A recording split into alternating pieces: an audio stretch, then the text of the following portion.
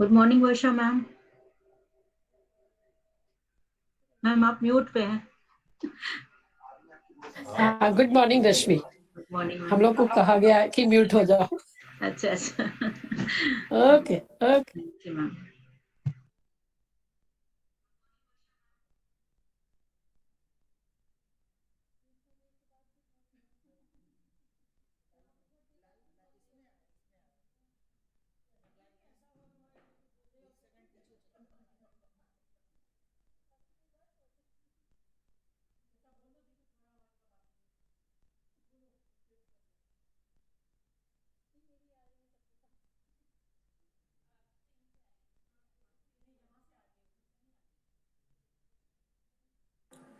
We are waiting for the Honorable Vice Chancellor.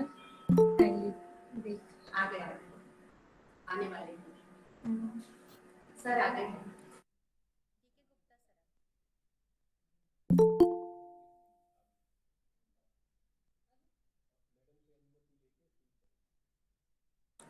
आपके अंदर के लिए Madam, can we start the conference now?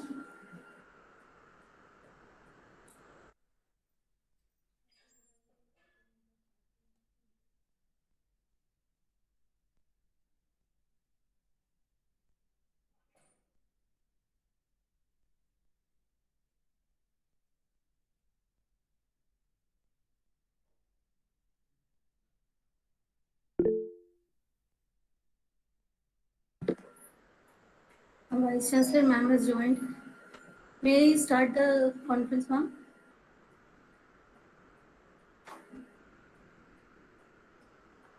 तो ज्वाइन करा नहीं ज्वाइन कर Can we start the conference as well? Please Okay. Okay, ma'am. CH करेंगे तो now please She is permitted, so we'll start the conference. या please Okay, good morning and a warm welcome to everyone present here in the 2 days international webinar on neuronal and hormonal interventions in stress integrated behavior, organized by the Department of Zoology, Dr. Hari Singh Gaur Vishwadhyalaya Sagar, in association with Indian Academy of Neurosciences and National Academy of Science, Bhopal chapter. On behalf of the department and my own behalf, I, Dr. Rashmi Srivastava, welcome you all to this online webinar. As we begin with the event, I request Professor Subodh Jain, Professor Janakahi, Professor Varsha Sharma to light the lamp and offer garland to Sir Dr. Hari Singh Gaur, the founder of this university, and Ma Saraswati, the goddess of knowledge who is believed to bring enlightenment, creative energy, and purity of thoughts. Please.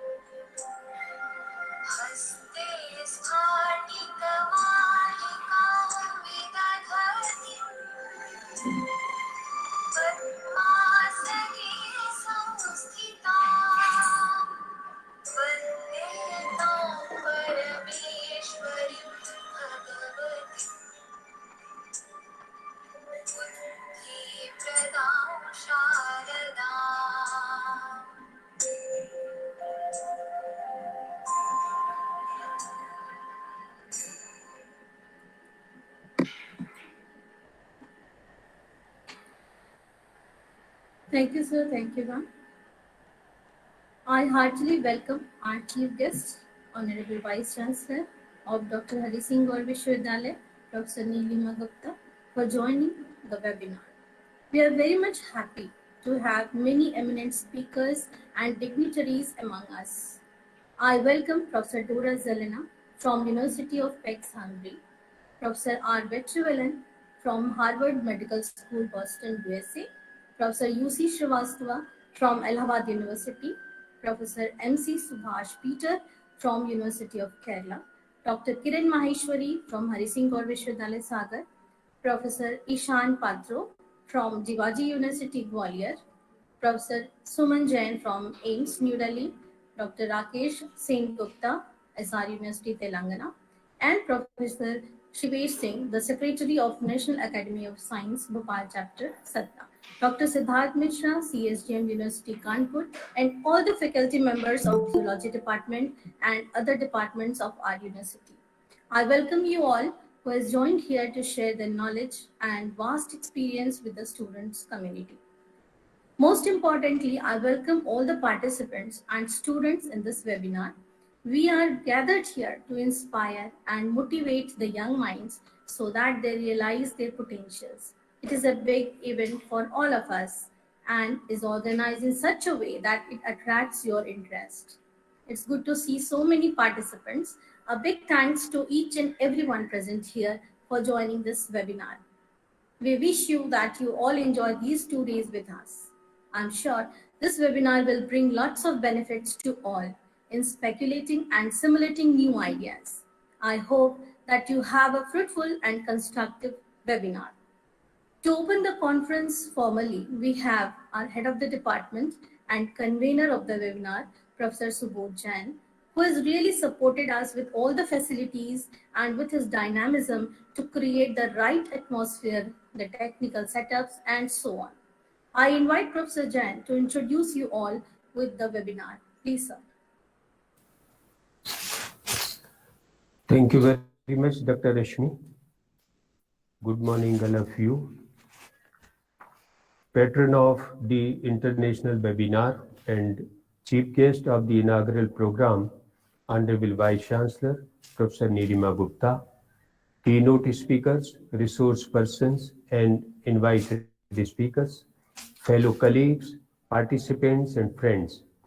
On behalf of the Department of Zoology, Dr. Hari Singh Gaur Vishwavidyalaya, Sagar, and my own behalf, I welcome you all in the 2 days international seminar on neuronal and hormonal intervention in stress integrated behavior. In present time, organizing webinar on this title is relevant, looking into stress in daily life and during specific time like COVID-19 epidemic that affected the whole world. Stress is a feeling of emotional or physical tension come from thought or even that lead to frustration, anger, or nervousness under neuronal or hormonal intervention. On one hand, stress may be positive, for example, before examination, marriage, interview, visiting a new place, etc., where it motivates us to work more to overcome new situation. On the other hand, chronic stress affect almost all parts of the body, leads to physical symptoms like headache, upset stomach, gastric ulcer, high blood pressure, chest pain, sleep disturbances, etc. That ultimately results into cardiac problem, immunological problem, psychological problem, malignancy, and more specifically, behavior of the stressed person. Therefore, it is the need of the day to discuss neuronal and hormonal intervention in stress integrated behavior and also how it can be managed in order to overcome various health hazards. To discuss these issues with the participants, distinguished scientists from all over the world, Professor U.C. Srivastava, University of Allahabad, Treasurer, National Academy of Science, India, Allahabad; Professor Dora Zelena, University of Pax, Hungary; Professor M.C. Subhas Peter, University of Kerala; Dr. R. Vetrivellan, Harvard Medical School, Boston, USA; Professor Ishan Patro, former Vice Chancellor, Ravenshaw University, Cuttack, and head of the Department Zoology, Jivaji University. He is also Secretary of the Indian Academy of Neuroscience, Gwalior Chapter. Professor Suman Jain, All India Institute of Medical Sciences, New Delhi; Dr. Kiran Maheshwari, Medical Officer, Dr. Hari Singh Gaur Vishwavidyalaya, Sagar; and Dr. Rakesh Sen Gupta, SR University, Warangal, Telangana, have very kindly given their consent to deliver lecture and interact with the participants. On behalf of the organizing committee, I am grateful to all the distinguished scientists for organizing this international webinar, along with organizing Secretary Dr. Deepali Jat and Dr. Rasmi Srivastava, all other colleagues, Professor Janak Dulari Ahi, Professor Varsha Sharma, Professor Sweta Yadav, Dr. Malvika Sigdar, Dr. Rajkumar Koiri, Dr. Divya Rawat, and the research scholars of the department worked very hard to make this event successful. I am thankful to one and all. I feel proud to say that Honorable Vice Chancellor, Professor Nilima Gupta, is also belong to our subject, animal science, with specialization parasitology. She served the Department of Animal Science of Rohilkhand University, Bareilly from 1985 to 2018. Thereafter, she became Vice Chancellor of CSGM University, Kanpur. She has contributed a lot in the research field by completing several research projects and publication of more than 200 research papers. Professor Gupta has more than 50 awards, honors, and distinctions to her credit. We feel proud to have such a personality as our Vice Chancellor. During her Vice Chancellorship, at CSJM University Kanpur, MOU between CSJM University Kanpur and our university has been signed this year. Under this MOU, one research scholar of this department is working under the co-supervision of Dr. Siddharth Kumar Misra of CSJM University, Kanpur. Dr. Misra is also a part of this webinar. With this, now I request Professor Nilima Gupta, Honorable Vice Chancellor, to inaugurate international webinar and address the webinar gathering. Thank you very much. It is an honor for me to inaugurate this international webinar on neuronal and hormonal interventions in stress-integrated behavior. I'm so glad that the Department of Zoology, School of Biological Sciences, Dr. Hari Singh Gaur, University Sagar, in collaboration with National Academy of Science India Bhopal chapter and Indian Academy of Neuroscience Gwalior chapter, is organizing an international webinar on neuronal and hormonal interventions in stress integrated behavior. I feel so happy to see very eminent scientists. Professor Jain has already spoken in detail about them.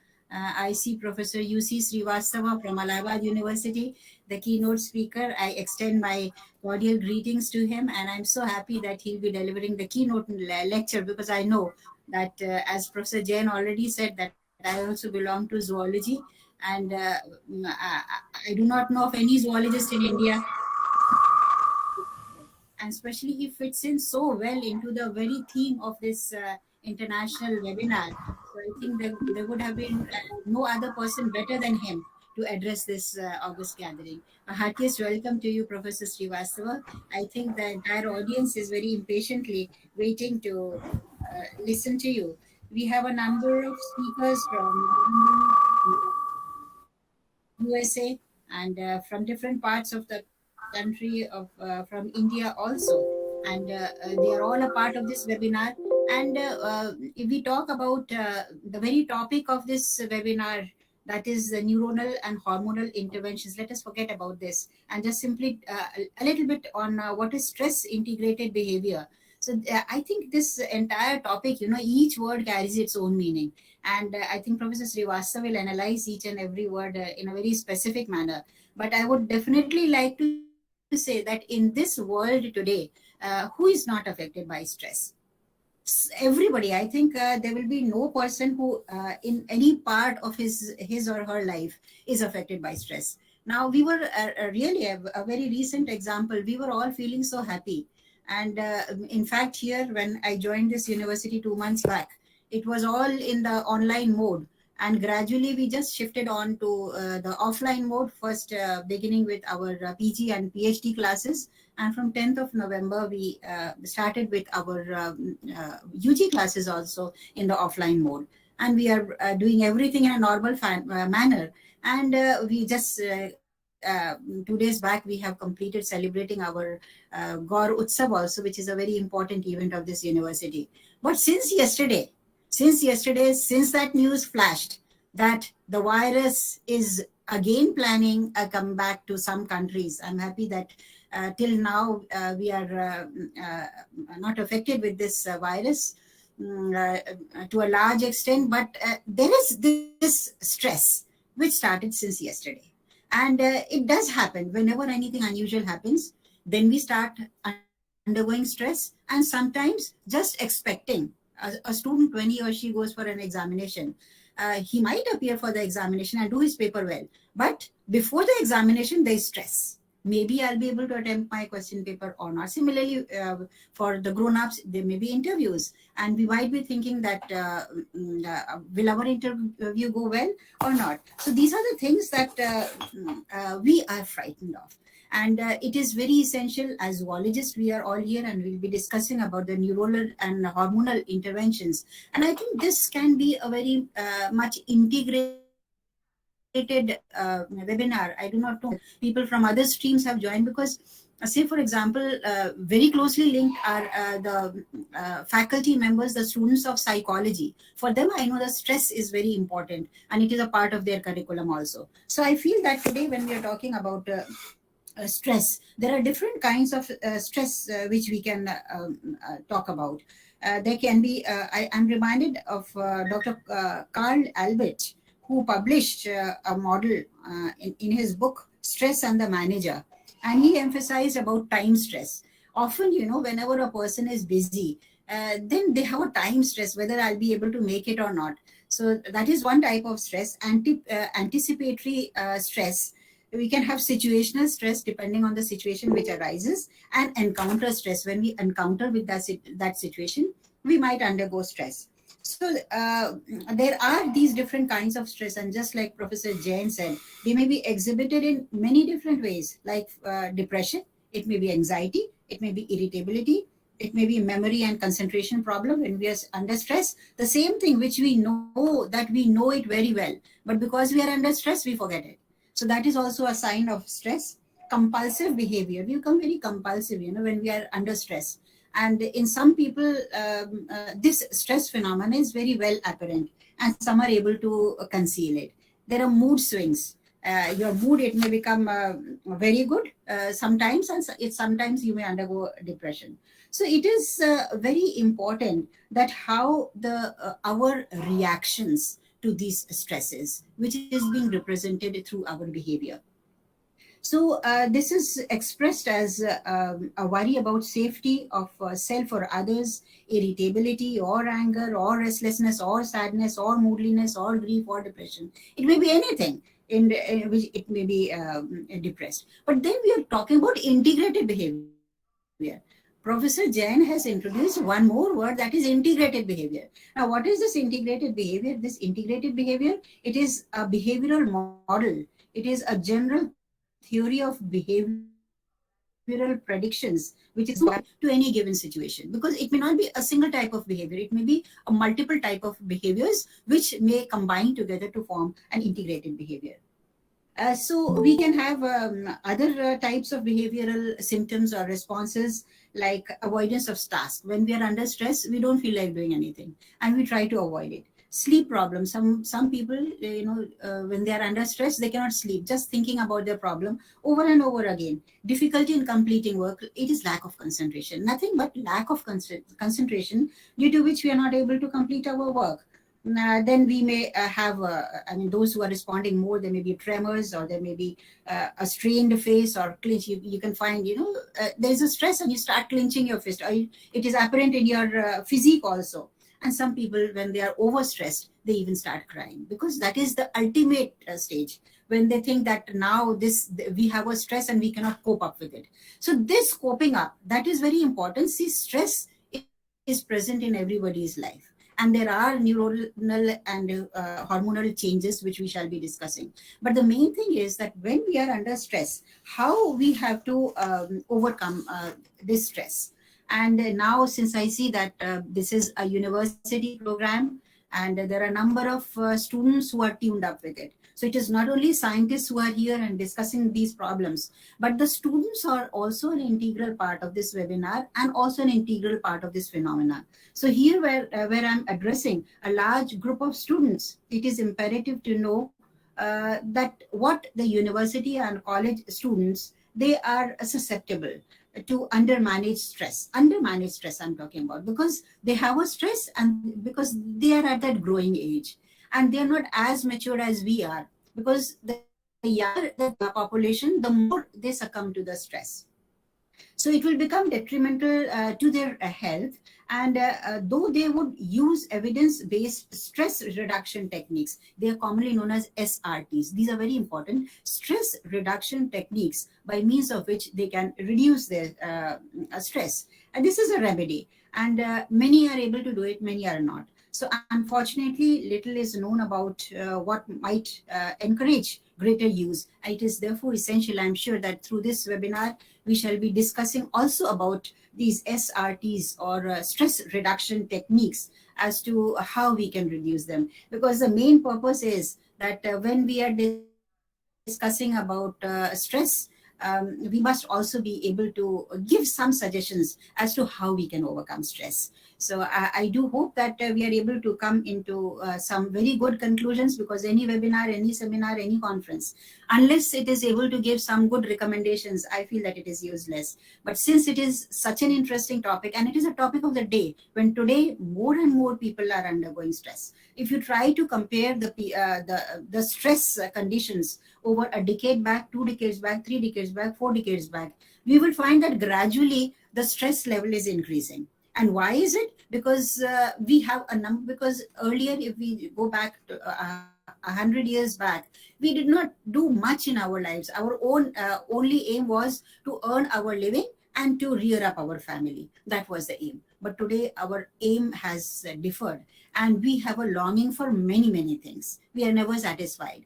And the more we long, the more we come under stress. So this is a situation which we are all facing. But of course, I personally believe that we should desire for something higher. But on the same tune, I would say that we should not undergo stress also. So how is it that we should also aim for something high? But how is it that we can also keep ourselves under this phenomena of stress? This is very important, and I'm sure that we shall be discussing something about these SRTs, and will be able to overcome these stress problems which are so prevalent today. I'm reminded about the words of Fred Rogers, where he mentioned the world according to Mr. Rogers, important things to remember. So one quote I like very much: in times of stress, the best thing we can do for each other is to listen with our ears and hearts, and to be assured that our questions are just important as our answers. So because sometimes, when you're under stress, you're not listening to their problems. It is very essential that first you listen to their problems very carefully, and I would say that half of the problems are already solved. So, and then only we can provide answers. So I think that would be a very good attitude. And also, I would say that because always when we are under stress, we don't see a smile on our face. Our smile is gone. And the sooner the smile is gone, the more we are under stress. So I would suggest that more smiling and less worrying. It is difficult, I must say. It is difficult, but more smiling and less worrying, more compassion and less of judgment, more blessed, and definitely you'll be less stressed. So I'm sure that this webinar will remove many of the stresses which are present. And I wish this webinar a grand success under the leadership of Professor Subodh Jain and his entire department. Today we are addressing this talk by means of this webinar, but I do hope, and I suggested to Professor Jain also, that in the year 2022, let us go for a physical mode of international seminar where we can have all of you in our campus vibrant with all your energy, that we are able to just chuck away with this coronavirus in the new year which is coming.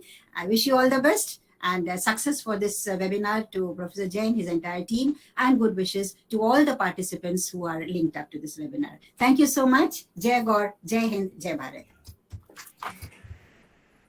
Thank you, ma'am. With your blessings, I request Professor Jana kindly to thank our honorable vice chancellor. On behalf of the Department of Zoology and on my own behalf, I extend my heartfelt gratitude and express my sincere thanks to the Honorable Vice Chancellor, Professor Nilima Gupta Madam, and also the chief guest of the inaugural session for sparing time for us and enlightening and inspiring our students and gracing the occasion. We thank you very much, ma'am. Thank you so much. Thank you. Namaskar. Okay, so we now begin with session 1. We are having Professor Jana Kani as the chairperson for this session and Dr. Rajkumar Koiri as rapporteur from Department of Zoology, Dr. Hari Singh Gaur Vishwavidyalaya Sagar. I now invite Professor Anuman to invite and introduce the speakers of the first session.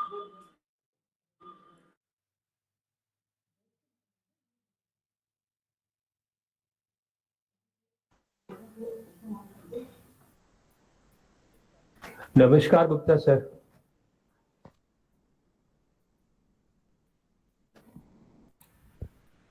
Board कहाँ है? Board कहाँ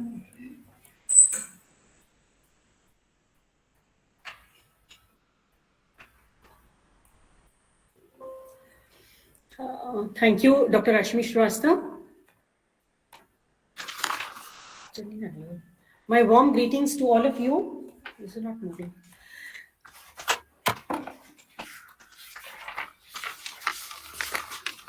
It's a privilege and honor for me to be the chairperson of this session, where we have two eminent and esteemed academicians with us on the virtual platform. And it is indeed a proud moment for me to extend a very warm welcome and express my heartfelt gratitude to Professor UC Shrivastava, FNASC, Allahabad University, Prayagraj, and Professor Dora Yelena, Center for Neuroscience, Zentigothai Research Center, Institute of Physiology, Medical School, University of Parish, Hungary. In this session, Dr. Rajkumar Koiri is with me as the rapporteur. Dear participants and all those who have joined us on this virtual platform, it gives me a great pleasure to welcome you all and to introduce the keynote speaker, the renowned scientist, Professor UC Shrivastava, to the audience. Professor Shrivastava has made outstanding research contributions in the field of neurobiology, neuroanatomy, and neurophysiology.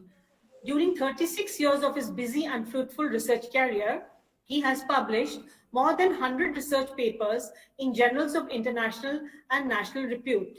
His research papers have been published in the Journal of Neurophysiology, USA, Neuroscience, USA, European Journal of Physiology, Germany, European Archives of Biology, Belgium, Archives of Italianese di Biologia, Italy, Advances in Otorhinolaryngology, Switzerland, Cellular and Molecular Biology, France, Cell and Tissue Research, Germany, Indian National Science Academy, INSA, New Delhi, Proceeding of the National Academy of Sciences, India, National Academy of Science Letters, Allahabad, are just to name only a few. Professor Shrivastava has worked as Emeritus Professor in the University of Allahabad. He has been Secretary of National Academy of Science, India, Allahabad, and presently he is Treasurer of the same Academy. Professor Shrivastava is FNASC and FIAN, and has been conferred with many awards to his credit. Proud to have you amongst us. The topic of Professor Shrivastava's talk is management of stress. We welcome you, Professor Shrivastava, and now over to you. Thank you so much. Thank you, madam. Thank you very much. Can you listen me? Can you listen me? Yes, sir. Yes, sir, you are Yes, sir. Yes, sir, you are done. Okay. Thank you very much, Professor Jan, for giving me the opportunity to speak about very nice and interesting topic, stress, I would say. Honorable Vice Chancellor has told a lot of things about the stress, and Subodh Jain has also given overview of the stress condition. And of course, I have to talk about the management, and the management comes in the end actually. But since there was some problem, tomorrow I have to do some other work, and that's why today I am here to speak about the management. Otherwise, this lecture would have been in the end to how to manage the integrated stress and integrated behavior. Now, if we talk about the management, this will be the later part of my talk. First, I would like to say something about the stress condition. Honorable Vice Chancellor Nilma Gupta has told a lot about the stress, and we all are having the stress every day, every moment of the life. We are, and so sometimes it is not very good. Professor Patro, who was the Vice Chancellor of Ravensa University, has also worked on the stress, and we have spoken somewhere about the stress condition. Professor Peter has also here to listen us, and he's a very good friend, and he's a very good scientist who has contributed a lot. And every day I would say that we remember these scientists, that how much they have worked. Now, if I talk about the stress, it is nothing but the feeling of emotional and physical tension. When we talk about the tension, tension comes from all walk of life. Everyone is feeling tense because of the something or the other, and it is emotional. And when we have a tension, when we have a emotional problem, then we always feel that we are frustrated. We are sometimes we are very angry, and we are very nervous about it, that what is going on in our body. What happens during stress actually, which we are facing? There is one disease which is called as the high blood pressure. Blood pressure is not normal, and then this is only because of the stress. It is called as the silent killer, and we don't know that we are having the high blood pressure, and it is only coming out because of the stress. Now the diabetes is also a silent killer. We don't know the symptom in the beginning, and there are many other diseases also which comes under this heading, and it becomes very difficult for a person to be without stress. It is easy to say that don't take any stress. There are many stories I used to tell to students, that don't take stress and nothing happens with the stress. But I am also stressed, having many things in my life. I am doing something, I am reading, I am doing writing work, I am doing some publication work and everything. But I am having the stress. I am getting, say, money also, I am getting some respect also, but all the conditions are there, whether it is positive or negative, people talk about me, everything is all right, but I am also having feel frustrated sometimes. People say that forget about the past, but I feel that I should have worked more and more to have less tension and physical tension and of course emotional tensions.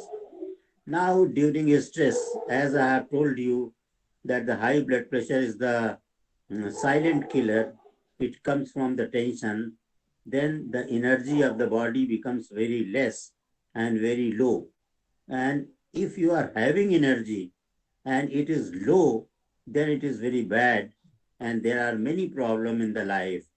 The first thing which comes, that is actually the digestive disorders, secretion of the enzymes in the alimentary canal will be very less because of the stress, and then there will be problem of the digestion.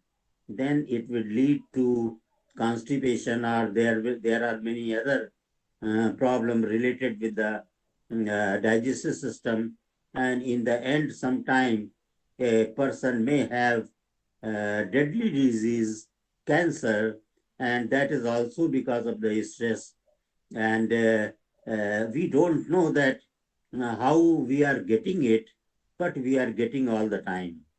Now, the common symptom sometimes happens that there is a pain in the head, headache, and sleep problem, which the Honorable Vice Chancellor has told, insomnia, that is also a big problem and disorder.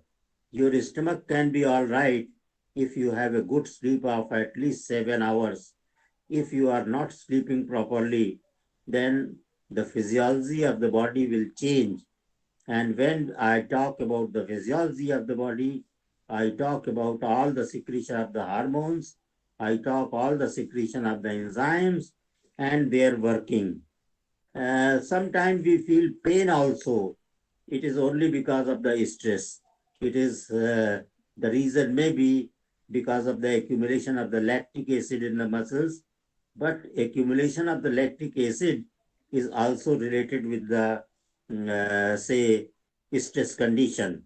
Now, when we have a problem of the heart and we don't know that we have a problem of the heart, sometimes we feel chest pain, and that leads to the many bad thing, maybe attack in the heart and many other things. Tension in the muscles also.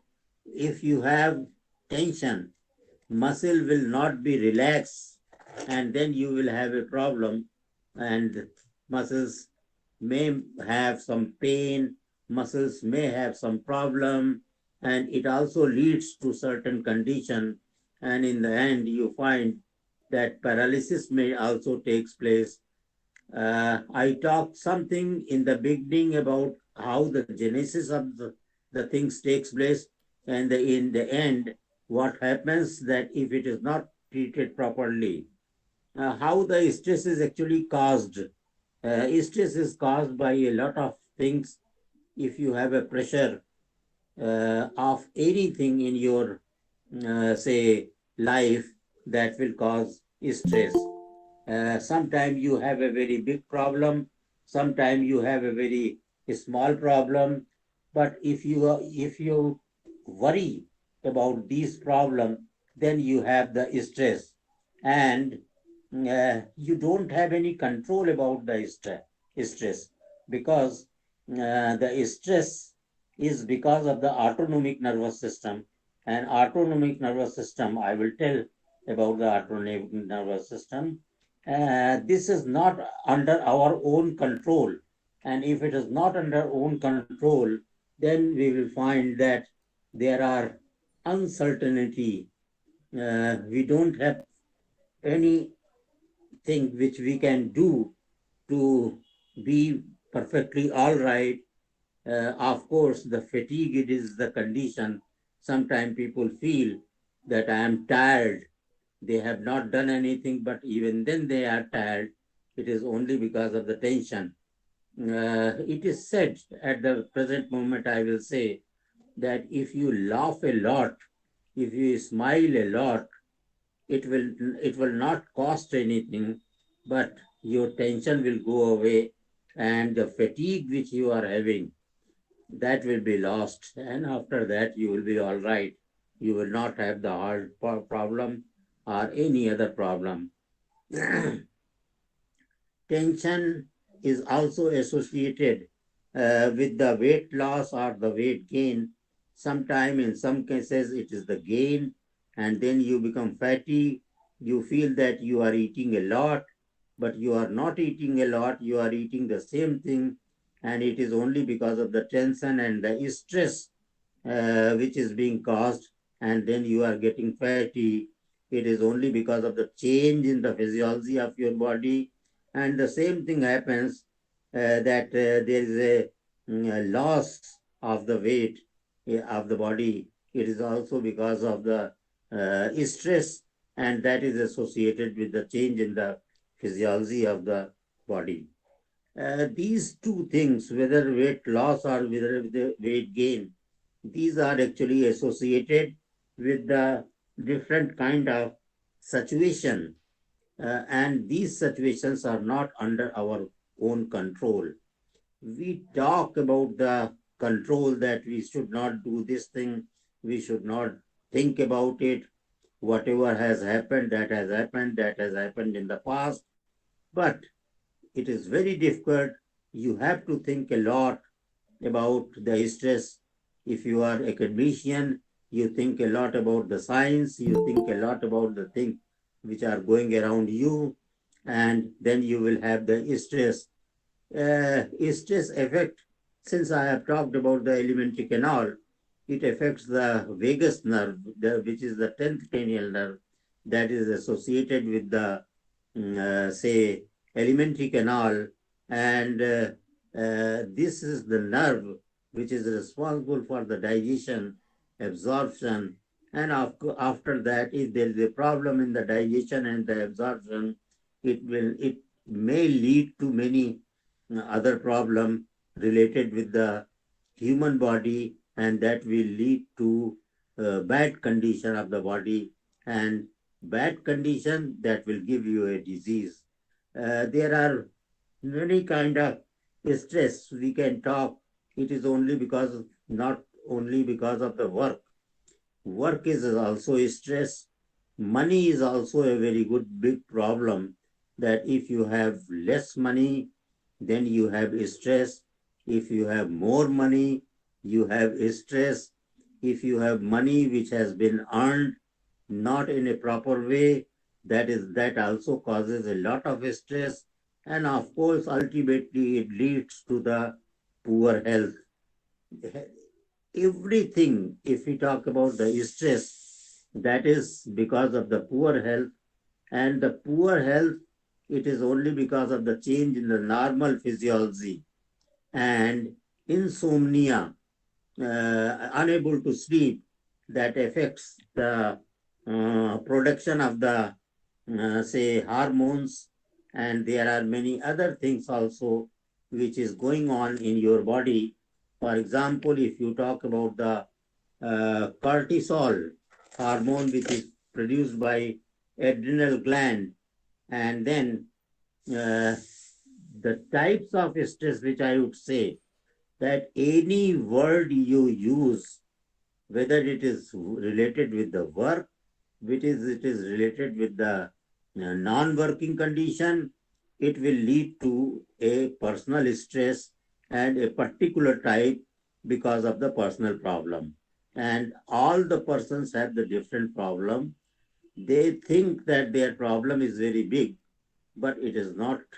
I would say that this is not the condition, that stress is the same, and the change in the physiology will lead to the diseased body. And if the body becomes diseased, then there will be a lot of problems. Suppose a person is jobless, then there will be stress. Suppose there is a death in the family member, that will cause actually the stress. I would also just tell you that it is a phrase which is said in the France, that it is sad to read the newspaper in the morning.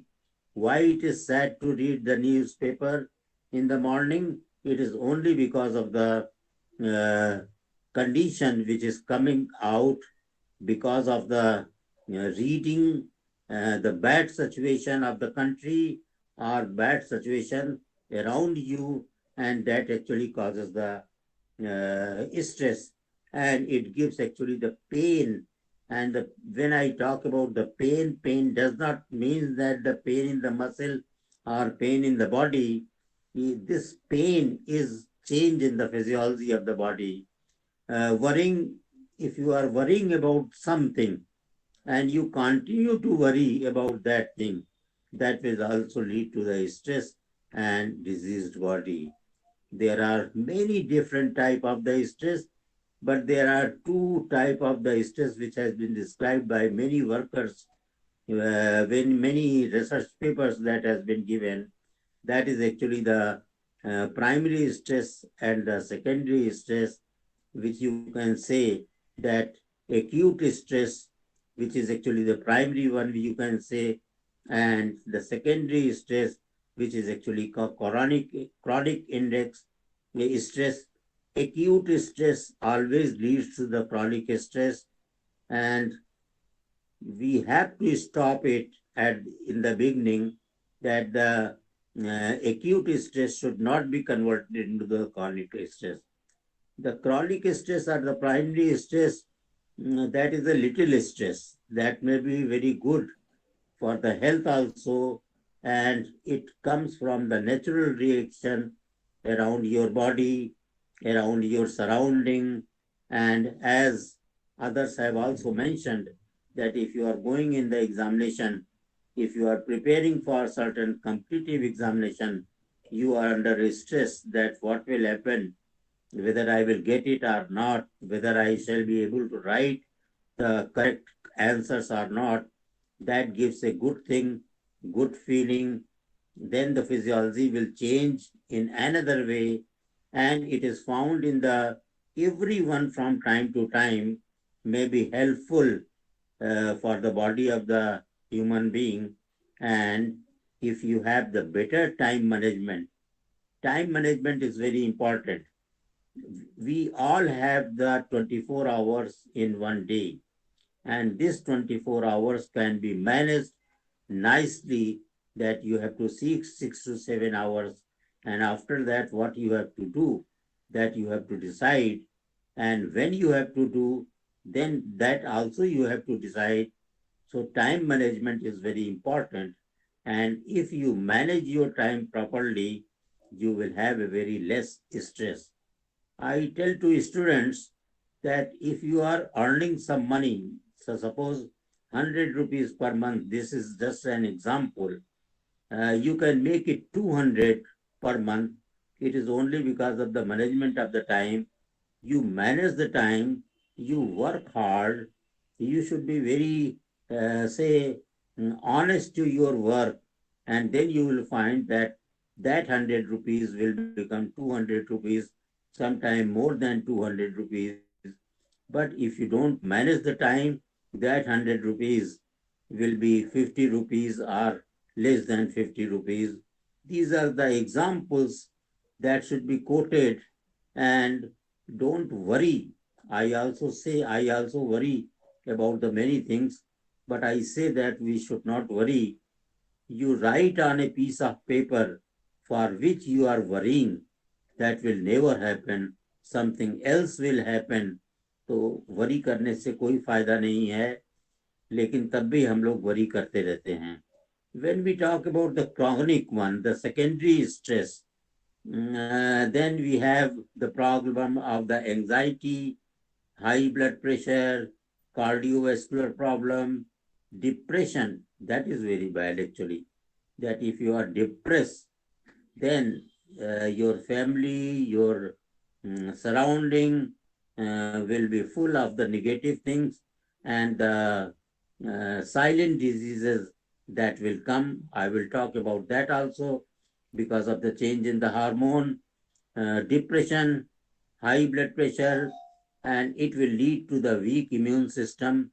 And if the immunity is very weak, then you can think of that all the problem of the life will come in the body of the human being who is worrying a lot, and that has been converted into the chronic stress. One can reduce the stress by maintaining a good work, like a balanced work, like a balanced time management, and then you can have your chronic stress that will be in the acute condition, and after that there will be less problem. But generally what happens that we don't know that we are having the chronic stress, and we go on worrying about the things, and ultimately it leads to the changes in the body, and that will lead to a disease condition like diabetes, like blood pressure, and many other diseases which these days it is going on and we don't know about it. Now, I have used the word many times about the change in the physiology. I will tell you about the only few hormones and their effect, and then you will come to know that what is going to happen in your body in the stress condition. If you take a stress, if you are worrying, if you are tense, then there is always a secretion of the epinephrine hormone, which is also called as the adrenaline hormone. And this hormone has a big problem. It works just like the sympathetic nervous system, that we don't have the control over it, but at some time we can stop worrying, and then the epinephrine will not be secreted. Adrenaline will not be secreted. Now, biology students know, they all know that if there is a secretion of adrenaline hormone, then after some time, noradrenaline, norepinephrine will also be secreted. And when there is a secretion of the adrenaline and noradrenaline, then what happens that it inhibits the secretion of the insulin from the beta cell of the pancreas. So just think of that if there is a less secretion or no secretion of the insulin from the beta cells of the pancreas because of the secretion of the adrenaline and noradrenaline, it will lead to the diabetic condition. You don't know that diabetes has come to your body sometime more than 5 years. I have discussed with the doctor that after 10 years they come and they say that it is happening in our body, but I have never cared. And today there was a big problem, and that's why I have come to you. So this is also a silent disease because of the secretion of adrenaline and noradrenaline. Adrenaline, I would say that it is working like sympathetic nervous system. Sympathetic nervous system actually increases the involuntary activity of the body all the time. Every moment of the life, adrenaline is being secreted in the Indian condition as well as in the other countries also. And then it is necessary that adrenaline will also have noradrenaline after that, and these two are creating havoc. These two are creating a lot of problem in our body.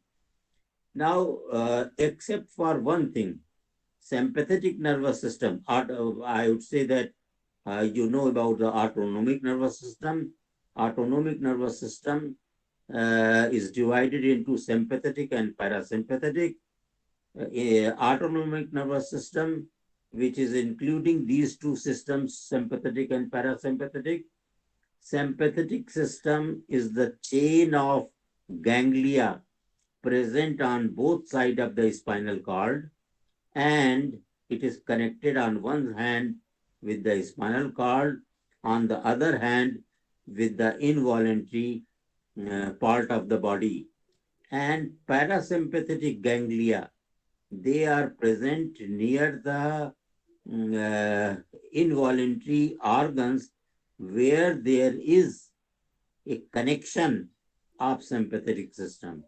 So one is increasing, one is decreasing, and after that it will lead to the another problem which I have told you, that insulin will not be secreted. Insulin will not be secreted. This is all right, that you will have one problem. But this diabetes will have many problems when it is not treated properly. There is a time period that if one tablet is being given to you to use in 24 hours and you are using it after 24 hours, then the condition will be the worst. It means that if the doctor is telling you that you take this disease tablet at 7 o'clock, next day also at 7 o'clock, you must take that one, because that will continue to have less problem and of the disease, of the many other physiological changes, then you will be all right. But if you are changing time to time, today you have taken at 8 o'clock, 8 a.m., tomorrow at 8:30, after that 8:15, sometime at 9 o'clock, then it will be a big problem. It is because of the stress condition, and this stress condition will lead to the more and more complicated things, and that complication will come only because of the stress and not taking medicine properly. Now, generally it is said that sympathetic nervous system or adrenaline is being secreted in 3F condition: fight, flight, and frightened condition, and it will increase. If you fight with someone, अगर आप किसी से झगड़ा करते हैं तो आप देखते हैं कि adrenaline will be secreted, and after that non-adrenaline will be. आप अगर डर जाते हैं, frightened condition, then that will also secrete the adrenaline and noradrenaline, and after that the change in the physiology. And after that, flight is one thing that in which if you travel many times also, then there will be secretion of adrenaline. It is only because of the change in the physiology or because of the adrenal gland that has its own reaction of the secretion. And this will lead to many other problems. For example, it will inhibit digestion. And if the digestion is inhibited, and if there is a problem in the digestion of the food material, it will lead to the weak immune system, as I have told you in the beginning. And if the immunity is weak, all different type of the infections which are present around us, that will come in your body, and it will give a particular type of the disease. It raises blood pressure all the time, I am telling you. It increases sweating, it dilates pupil and inhibit digestion. Heartbeat is also increased, and increased in the heartbeat is not very good all the time if it is taking place in your body. Now, cortisol, which is the main stress hormone, which is also called as the primary stress hormone, that increases sugar in the blood. It is said, it is written that that cortisol is increasing the sugar in the blood. It is only because of the inhibition of beta cells And if will be inhibition of the beta cell, insulin not be secreted, and this will lead to the increased sugar level in the blood, and that is a condition which you say diabetes, and that's why uh, we have become the largest in this world to have the diabetes, because we think too much and we have a lot of stress. All the time I am talking about one disease about this, say diabetes, but keep in your mind that this disease leads to many other type of diseases, and then you have multiple type of the problem. One problem is also there, that the cells becomes weak, and if the cells become weak and your food habit is not very good, you are not taking healthy food, you don't know about the food which should be taken, which should not be taken, which should be taken at what time it should be taken, then the cells become weak, and the weakness in the cell that leads to the cancer. So you have one problem, you have one disease which has not been detected, and after that it is leading to the cancer. And in the cancer, the main problem is that it is being detected in the secondary or tertiary stage. When metastasis takes place, the cells move from one place to the another place, they start dividing at different places, so you cannot operate them, you cannot throw them out, and if you throw at one point, another point, it will be developed, and uncontrolled growth will take place at many different places in the body, and then that is the secondary stage. And you know that generally this disease, the cancer disease, which is also related with the stress, directly or indirectly, that leads to a very bad situation of the body. Now, if the cortisol secretion is too much in the body, then it will lead to the weight gain. It will lead to the blood pressure, high blood pressure. It will lead to the osteoporosis. It will lead to the change in the skin. Generally, it takes place in the Western countries. We care a less. We don't go to doctor to show small things which is good, which is coming in the skin, and then we find that there is a muscular weakness, and the problem will always be bad for the health of the body. Adrenal gland make and release cortisol, which increases many problems, and that is actually the silent one. And in the silent condition, what you will find that you cannot have the knowledge that how it is coming out in the body. You say that, well, I am doing very good, I am eating regularly, but if you are taking junk food, if you are taking food which is not good for the health, then it will lead to the condition which I have told you about, the many small type of diseases. These are small because they are silent. They become big when you come to know about these diseases. Now, if you talk about the management of the stress condition, then you have to think that there should be a less secretion of the adrenaline in the body.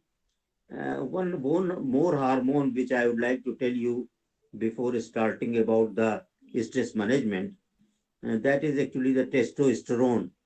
Testosterone is also being less secreted because of the tension condition, because of the stress condition, and then you may come to know that what will happen to our sexual life, and when there will be change in the sexual life of the human body, then there will be many other type of the diseases and the problem which is being taught in the medical college, which is being taught in the intermediate 10+2 system and BSc and MSc, etc. Now, stress management, I would say that if you want to manage the stress condition, then you have to avoid 2 or 3 things. One is taking the caffeine too much. In those drinks in which caffeine is present, that should not be taken. Number 2, alcohol. Excessive alcohol is very bad for the health. And number 3 is the tobacco. Tobacco is not helping in any way to the body of the human being. It is leading to the cancer. I must tell you here one thing, that why I am saying that tobacco is leading to the cancer, because it actually creates problem in the cell, and 80% of the cancer is being produced in the body of the human being because of the tobacco. You may ask me that how you come to know that 80% is tobacco, cancer is caused by the tobacco. If you go to the Tata Institute of the Fundamental Research and you see that every day, if 100 patients are being examined, 80% are taking tobacco in some form or the other, and then they are having the cancer. 20%, the cause is not known, that how it may be environment, it may be because of the free radicals, it may be because of the taking of the junk food, it may be because of the many other chemicals which are present in the food which we are taking. Now, one thing is very important, that our attitude should be positive. Now I am talking about the management. If your attitude is the problem, if your attitude is good, and that is very a positive one for the others and for your own, then you will find that you will have a less disease. Always keep in your mind that all the other persons are not wrong. There is some problem with the other person, and that you don't know, and you feel that he is not a right person because he has not done my work.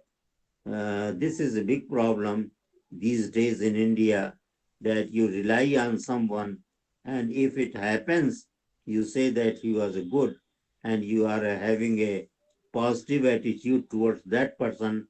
Otherwise, if you could not get something out of that person, you say that he is a very bad, and your attitude becomes negative. So negativity should be avoided all the time, because you don't know the problem of the other person. This is number 1. Number 2, if you visit somewhere, why people visit temple? It is only because the positivity which is present over there, silence is there, positive things are there, and then you will find that it is good to visit temple. And if you visit somewhere where there is a lot of sound, noise, and people are fighting also, they are not caring for the other, negativity is coming in our body. So that is not very good for the physiology of the human body. Except the event which is going on. Actually, what happens, we don't accept that what is happening in our surrounding. We say that there was something wrong. If you are unable to do, I give you one example, that I told one MSc student that you do this thing, that thing, and after some time when I asked, she could not reply that why she could not do it. But one day she was very frank and told me, sir, this is my limit. I cannot do whatever you have told. You have told many things at a time, but in 1 week, I cannot do it. one BSc student, BSc Part 1, his father came to me and somehow he managed and he talked to me that kindly see my son because he is coming from some other place. And in practical classes also, you must see that he must attend the classes. Sometime I asked him that whether why you have not prepared this, what you are. And after that he left. I forgot that student, whether he's coming or is not coming. Next year he came to me one day and he said that I failed in BSc Part 1, but I was selected in CPVMT. I asked that what was the problem? You failed in BSc Part 1. He said that all the time I was preparing for the competitive examination and that's why I was unable to do the things which you were telling, and I was involved in other things and I got the success over there because I prepared for competitive examination, not for the BSc examination.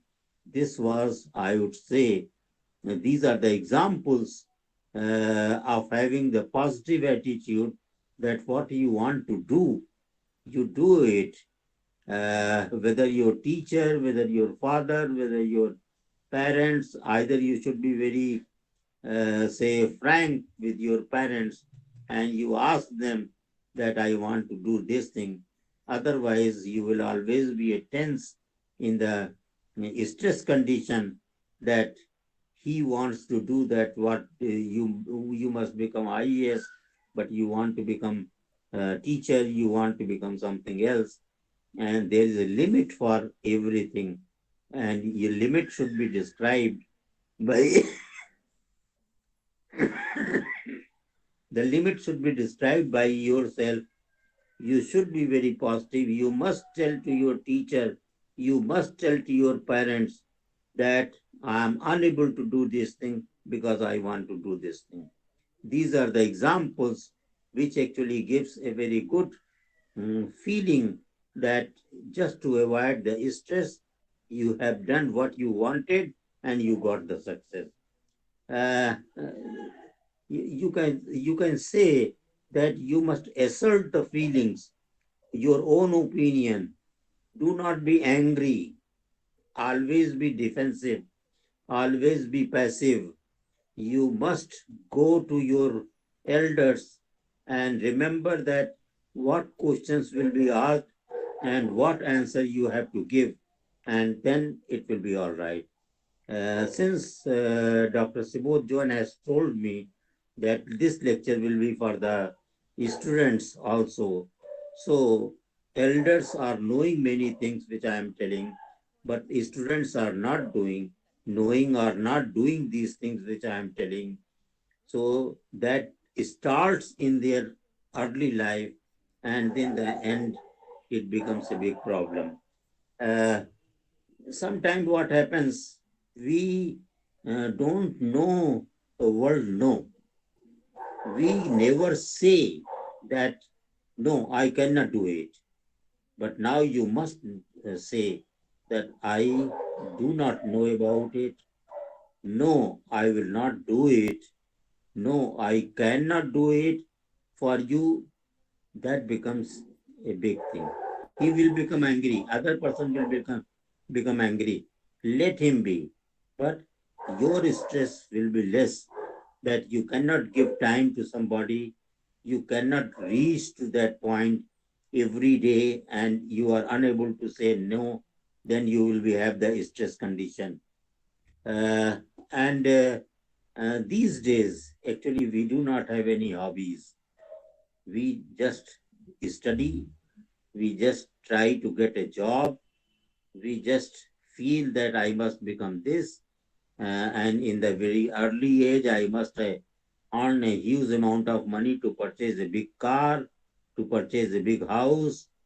That will lead to the stress condition because you are not in condition to do whatever you wish. So you must know about your limit.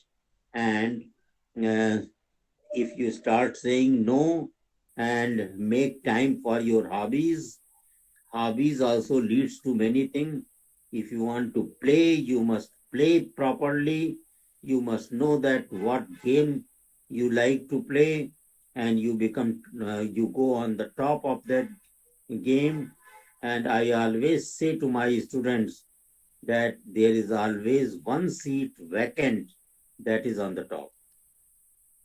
All other seats can be filled, but on the top, if you want to go, because that is empty, and one has to work hard, and then you can have tensionless life because you know that what you have to do it.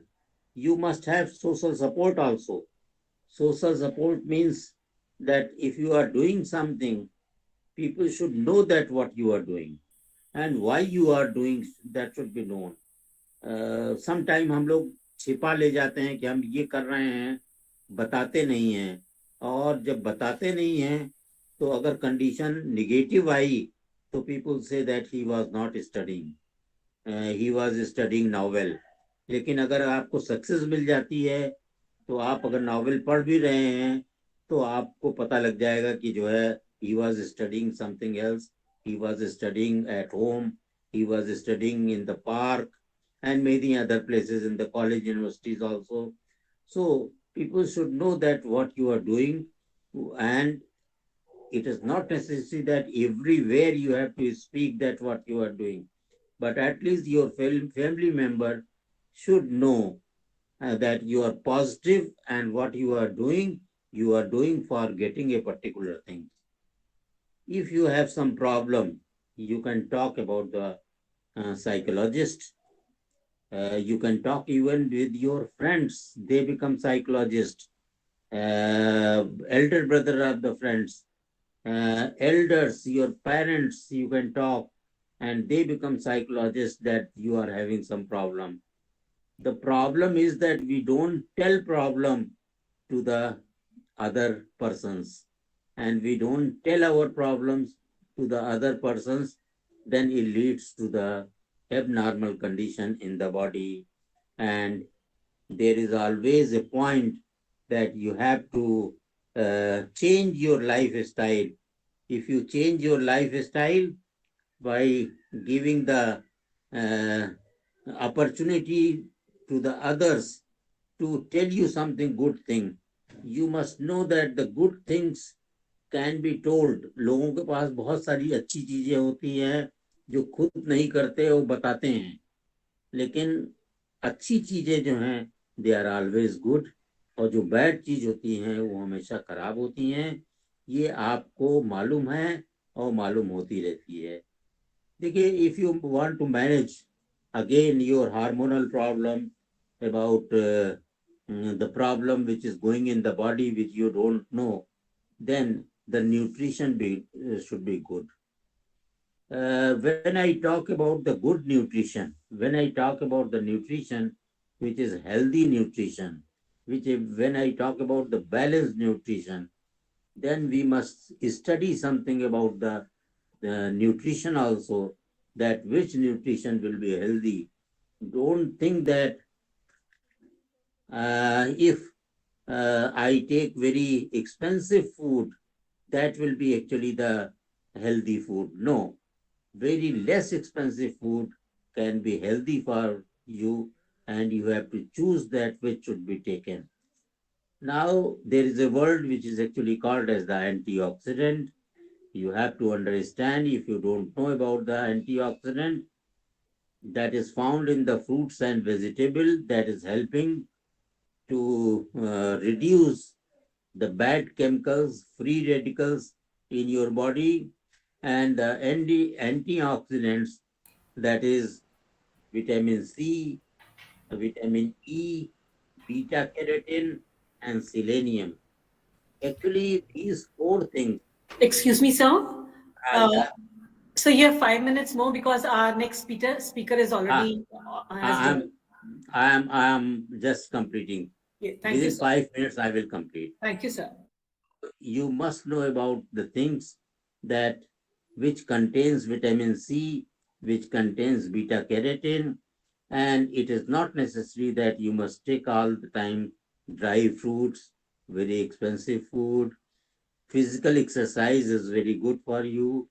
Swimming, even the walking, that will be, even the taking ride on the bike. You have to be kind to yourself, your body, to the others also. You can visit television also, not always, sometime. You must relax. You must know that how your body can be relaxed, your muscles can be relaxed. You start deep breathing. That is also very good for the health. Take breath from your work. If you are working all the time, 24 hours, then you have to take the breath. You go out, you do something else, forget about the work, and then you must care for your hobbies. You must have one hobby. You must have a person to whom you have to follow. So the books which are coming out, say Professor Kalam and many other persons, you can see that how their life has gone, and minimize your use of caffeine and alcohol, which I have told in the beginning. Stay socially connected. If you are not connected, if you don't have any friends, that is also not very good. You must get some support from your family member. If you help other, you will find that that will give a lot of good thing in your body, and your body activity, all the hormonal problem or the secretion of the enzymes will be very nice. It means that you have to do something good for yourself and for the others also. Uh, okay, there are many things that should be discussed with the example, but I think I have given you some idea about the stress condition, that how the stress is coming out and how the stress can be reduced. And this will actually, because of the changes in the hormonal and integration in the body physiology, that will lead to the healthy body. Our main aim is to keep the body healthy. If you keep the body healthy, you can enjoy life, you can do something, many other things also. I thanks once again Professor Jain and all the members of Sagar University, including Honorable Vice Chancellor, Professor Patro, Professor Peter. Thank you very much for giving me this opportunity to speak and tell and talk about the stress condition and how to manage it. Thank you very much.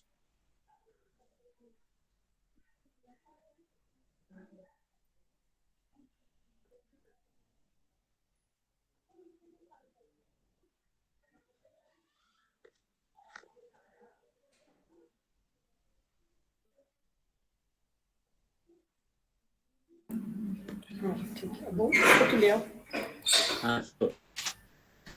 The next invited speaker is Professor Dora Yelena. I would like to introduce you all to the next invited speaker. Professor Dora Yelena is a medical doctor, MD, and has obtained a doctorate degree and DSc degree in neuroscience.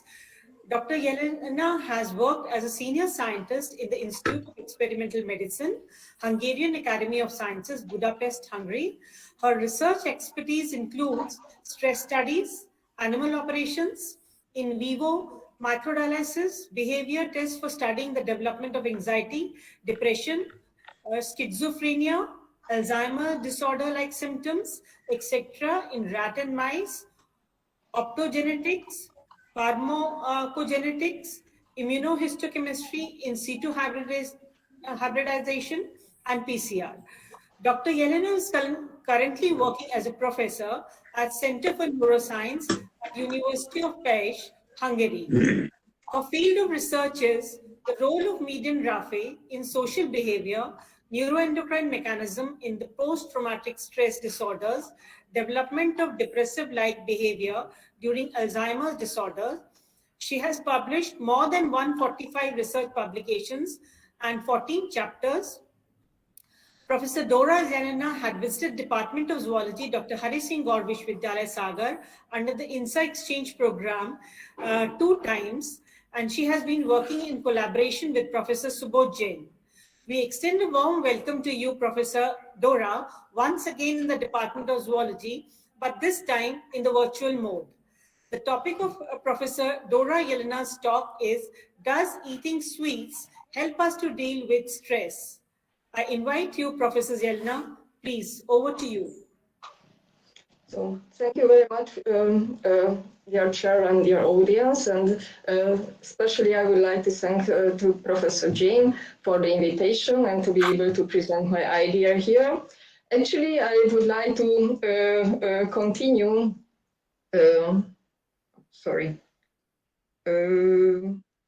I would like to continue. Could you see my screen? No. No. Can you see my screen now? Yes, yes. Visible now.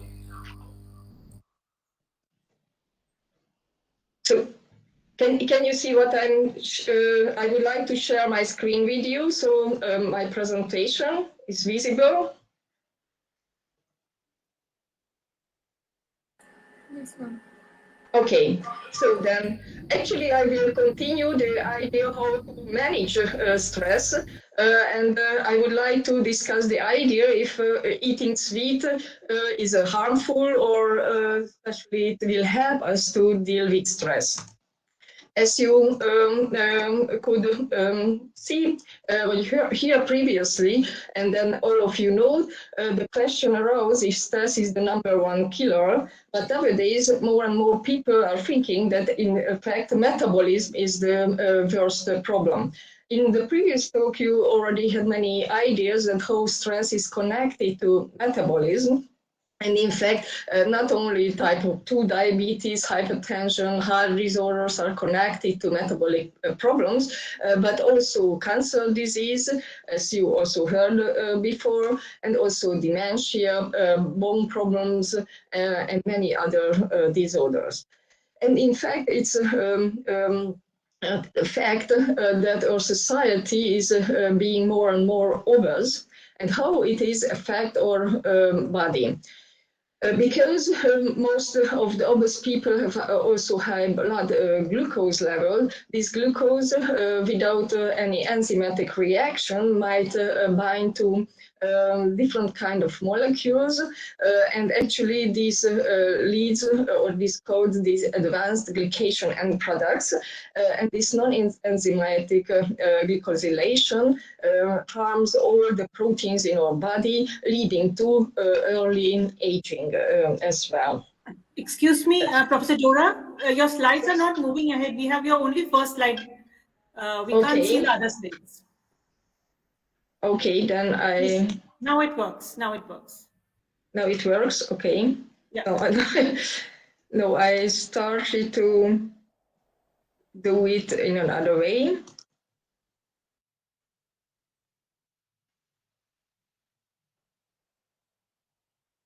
Now it's working. It's visible. Yes, we can see your slide. Yeah. Okay, then now I also would like to shortly go through the systems that is responsible for the stress adaptation. First of all, the first phase of the general adaptation syndrome is the fight-or-flight response, and the sympathetic adrenomedullary system, which the noradrenaline and adrenaline as the end product of this system directly induce hyperglycemia. However, more words can be talk about the HP axis, the hypothalamic pituitary adrenocortical axis, because the father of stress concept, Hans Scheyer, who was actually a Hungarian researcher originally, he named also the end hormone of this axis as glucocorticoids, and the name gluco comes actually from the glucose in these molecules. And indeed, excessive increase in the glucocorticoids may induce classical signs of obesity, hypertension, and diabetes, which are part of the metabolic syndrome. All in all, these glucocorticoids provide also a feedback to our body. But in fact, the glucocorticoids excess itself, although leading to obesity, but stress alone among experimental conditions in rats and mice, when they use repeated stress, will never alone induce obesity in our animals. We always have seen anorexigenic effects, so even body weight decrease instead of increase, because other components of the stress axis instead of glucocorticoids, the corticotrope releasing hormone coming from the hypothalamus, adrenocorticotrope releasing hormone coming from the pituitary, they are more anorexigenic. So stress only together with high-fat diet will lead to anorexigenic effect. And how? What is the exact mechanism? In fact, as I mentioned, the glucocorticoids provide negative feedback on the central nervous system, so that is the canonical view. And most probably, as an accident happened in Mary Derman's lab, they intended to study chronic stress situation modeled by removing of the adrenal gland, so-called adrenalectomy. Because it leads removing the feedback, it leads to a continuous increase in the central part, in the CRH, corticotrope releasing hormone messenger RNA, in the hypothalamus, in the nucleus paraventricularis hypothalami. However, when you remove the adrenal gland, you should replace the water with some kind of saline. So ions are important because they also remove with the adrenal gland the mineral corticoids. It might happen that one of his, as per her assistant, instead of saline, gave the animals sucrose solution.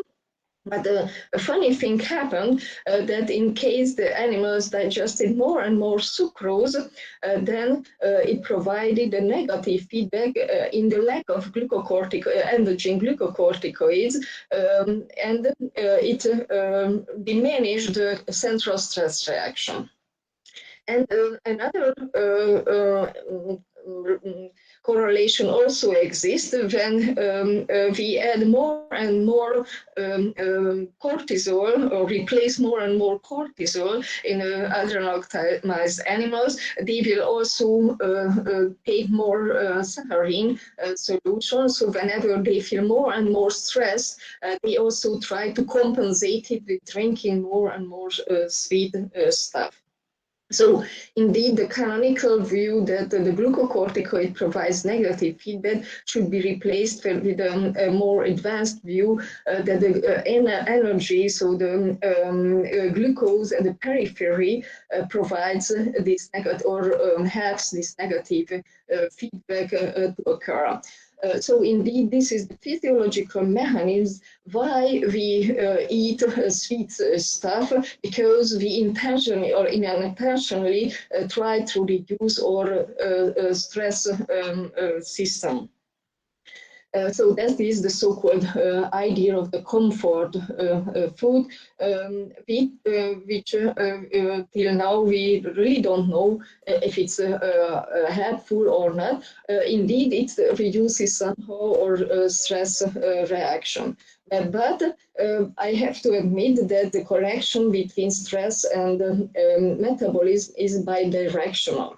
So whenever we have diabetes mellitus, this is a study what we did before on rats, injecting them intravenously streptozotocin toxic agent which destroys the beta cells in the pancreas, leading to type 1 diabetes mellitus.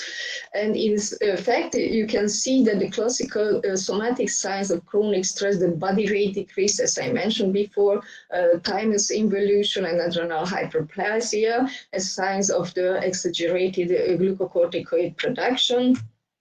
As well as indeed increased resting glucocorticoid levels, and also the increased PMC, the precursor of the adrenocorticotrope hormone, increased production of ACTH was also visible. So all in all, we can say that although we take sugar to reduce our stress symptom, but a chronic intake of sugar might be harmful to our body. What about our acute intake? It is a nice study published last year using fiber photometry experiment. In fact, with this fiber photometry, we inject calcium sensors into the reward center, the ventral tegmental area, and measure the activity if the food has some rewarding effect. And indeed, when we add or we allow the mice to eat some normal chew, there is not much rewarding in this normal chew. But when they get some high sugar containing chew, it has a highly rewarding effect, similarly to the fat. So I haven't mentioned before, but similarly to the sugar, fat, so even the white adipose tissue within our body has similar negative association with the central stress component. So fat, high energy demanding molecules are also similarly rewarding to our body. But how is it when we actually stimulate with an optogenetic techniques these reward centers? In fact, they will not eat more from the standard chew, but from a high fat chew, when we stimulate the center, here represented with this channel rhodopsin instead of the control virus, then we will stimulate the consumption of high fat chew, so it has really rewarding effect. Beside the central stress reducing effect, but it goes for the cost that it will induce anxiety, because the very same animals stimulating the reward centrum, they will spend less time in the centrum of this open field, so they try to avoid the open spaces, which is a sign of kind of an anxiety.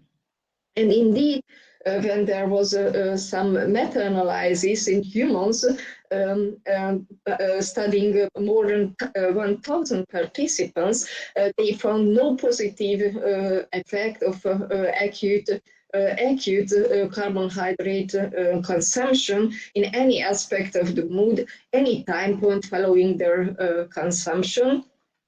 So, as you can see here, this dot here is the average of the meta-analysis, and it is exactly so without any effect line. However, or even their alertness was even a bit reduced, not significantly, but it's a sign that it's consuming acutely sugar, although it is with the intention to reduce our stress system, but the result is perhaps even kind of on a negative side. But this study was concentrating on the short-term effect of this sugar consumption within 16 minutes, but there are stress conditions which appear long after a single traumatic event. This is the so-called post-traumatic stress disorder. So, indeed, the importance of PTSD or the prevalence of PTSD, unfortunately, is increasing, and we could expect that after this COVID pandemic, the prevalence of PTSD will be even more increased.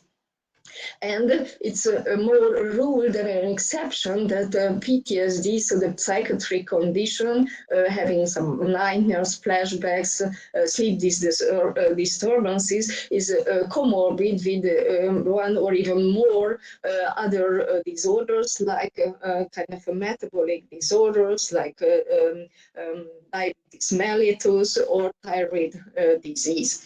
And in fact, when we studied the body mass index, all the PTSD subjects were overweight. We have to admit, however, that the control groups was also a bit overweight, so there were no really significant differences, because it's kind of common in our society that everybody's a bit overweight, so the control groups was also overweight. So the connection is not that simple that PTSD will induce obesity.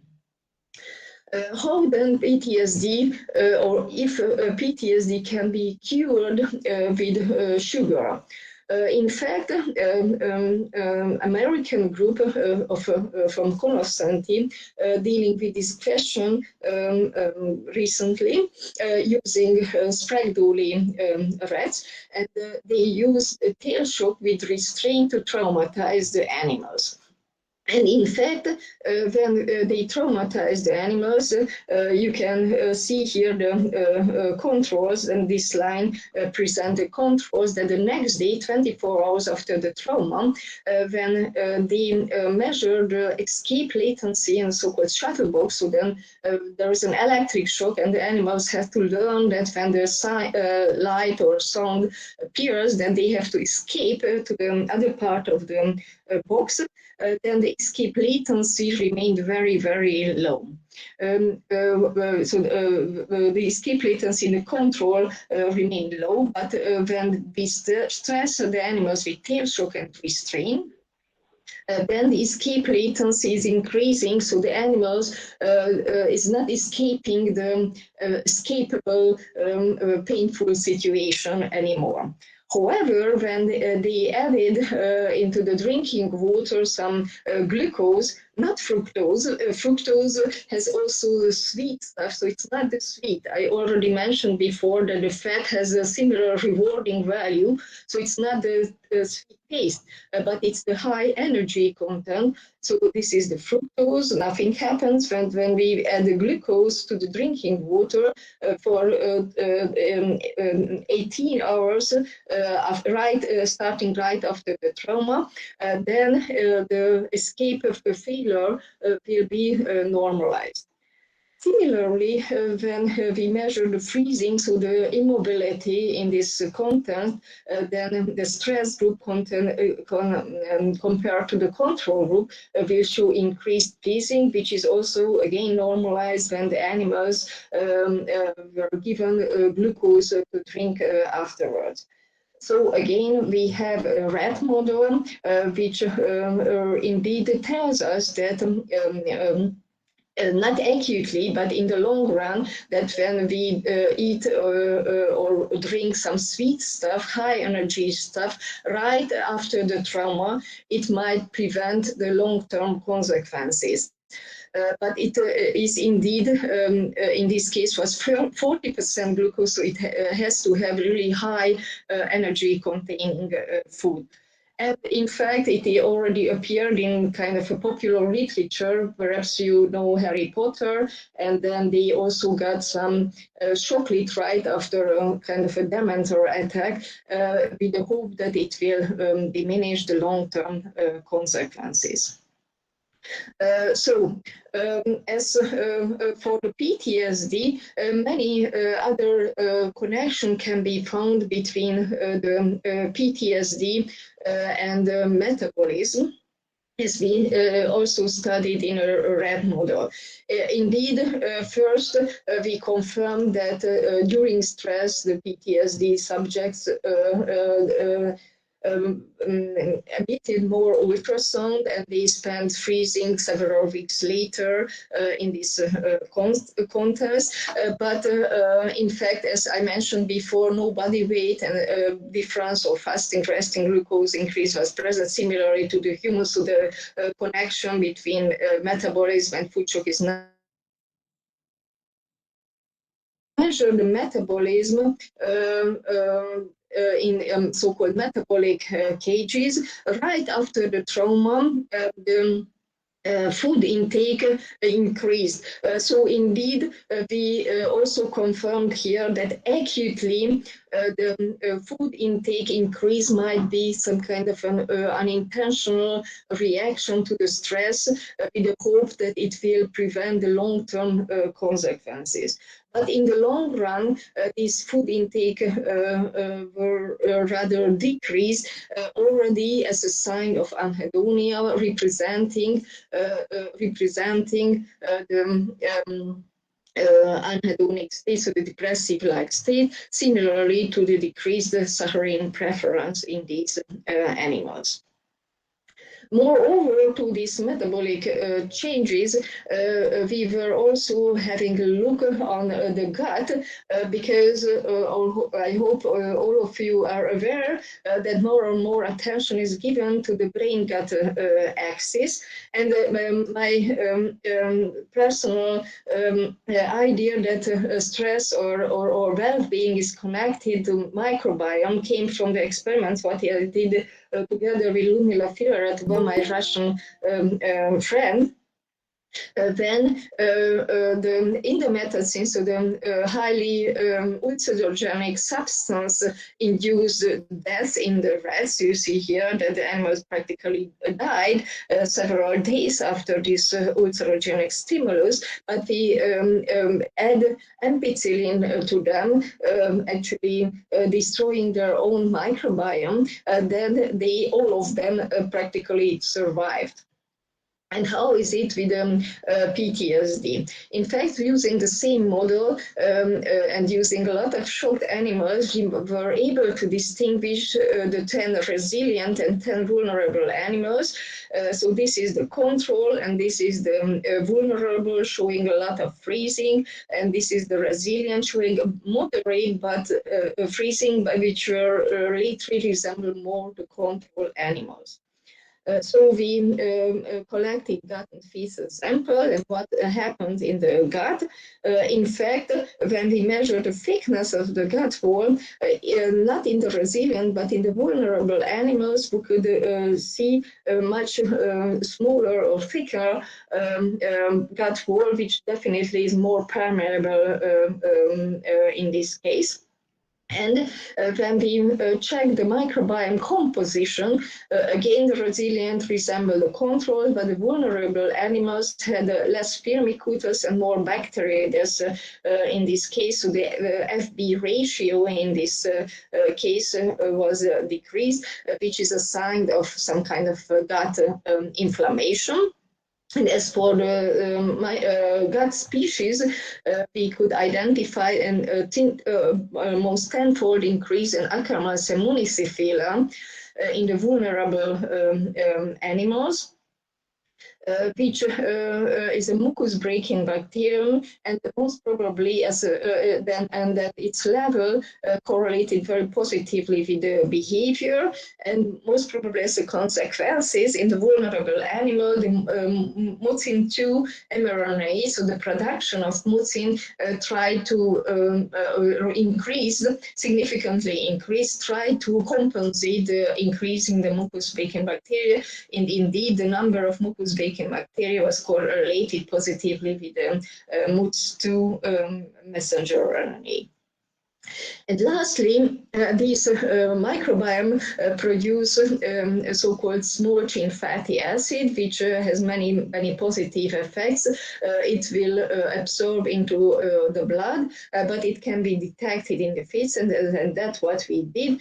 And in fact, the acetate was significantly lower in the PTSD rats, suggesting that this lower level might also contribute to the negative, so the PTSD like symptoms. So, as a conclusion, I hope I convinced you that metabolism is indeed involved in every process of life and heavily interconnected with stress, adaptation. And as for we have to eat sugar, I highly recommend you that after acute traumatic events, when you eat some highly energy-containing food, it might prevent the long-term consequences. However, try to avoid repeated intake of high energy load, because in the long run, although in acutely it might help to deal with stress, but in the long run it might be harmful to your body. And as a last idea, what I would like to share you for the stress management, this is another study with 30,000 participants, asking them how stressful their life was.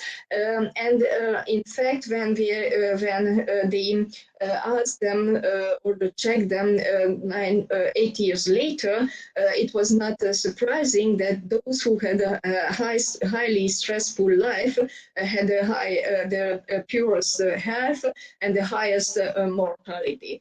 However, they also asked another question, how they found that their life is stressful. So that was the actual risk of stress. But whenever they thought that, okay, I'm under a lot of stress, but I don't care, I can cope with it. So they thought that the stress was not harmful to our body, then actually even a high stress load was not increasing the mortality or not inducing any poor health. So your attitude, your positive attitude matters.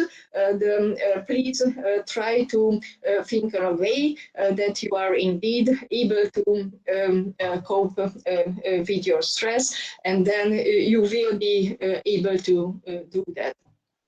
So that is all what I wanted to share with you, and this is our new campus with our physiology department, and I hope the situation will change, and then you will be able to visit us here in Hungary. Thank you very much for your attention. Thank you, Professor Dora. Now I request the reporter, Dr. Rajkumar Kori. If there are some questions, are there any questions in the chat box? I don't see any questions in the chat box, but anyone would like to ask some questions? We have both the speakers, I guess.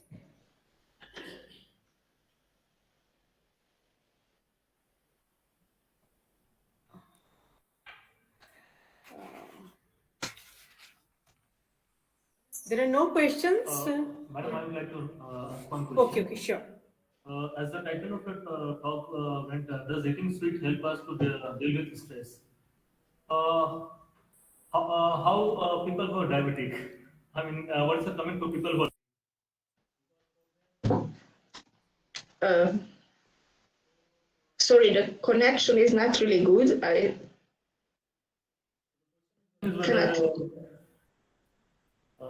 hope I am audible. So the question is whether how are you going to correlate a result with diabetic people? How COVID will... The question of Dr. Rajkumar is, Professor Dora, that what about the diabetic people? How, what should they do? Because they're not allowed to eat sweets, and how should they cope up with it? That's what I said, that the diabetes itself is a stressful situation. So definitely they should find some other ways to cope with stress, because it's not possible for them to eat sweet, and they should find many other ways, like doing some sports or meditation. This way is not for them. So eating sweet is not really good for them. Okay, thank you so much. One more question. Does there exist any relationship?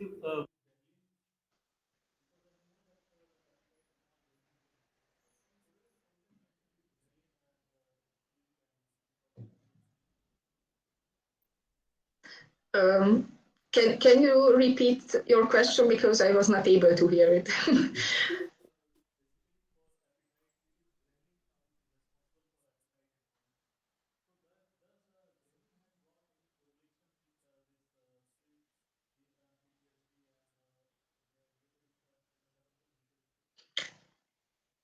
I'm Can you very connect sorry. with ghrelin and your PTSD?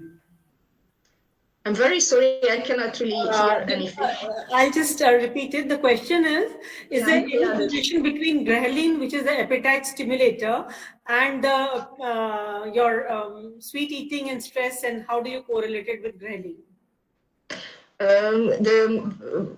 The appetite increasing drugs, you mean?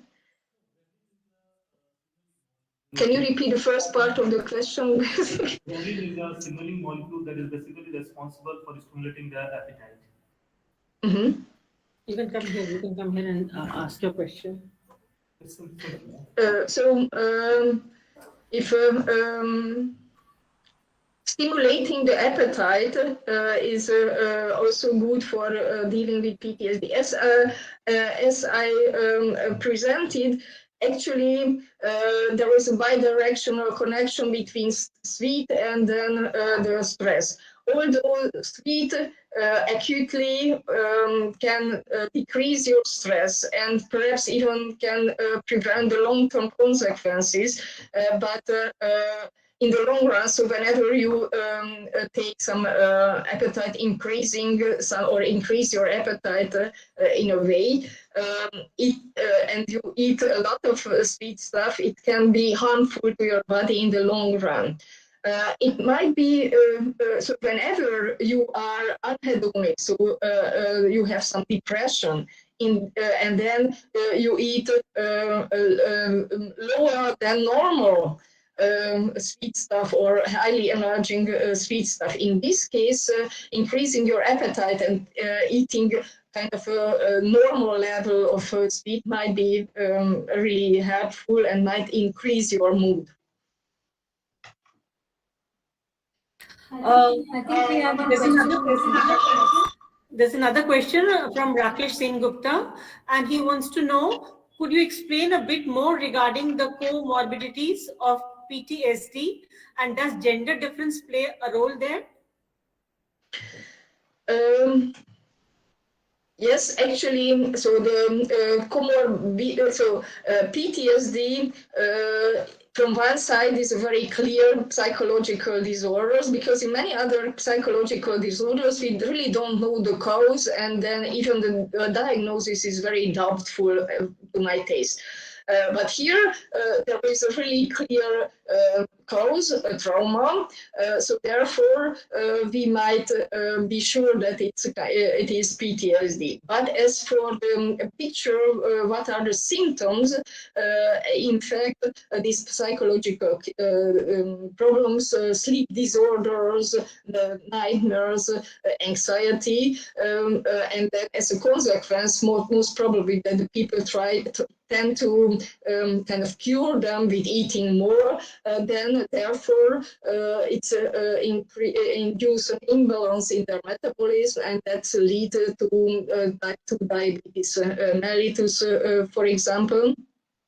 That's one of the most prevalent pathological condition, but specifically there are changes in the brain and the brain mechanism. It might lead also to dysregulation to many other hormonal systems, like I mentioned the thyroid gland, but in the previous talk there were some words about testosterone, so the sexual function might be also harmful.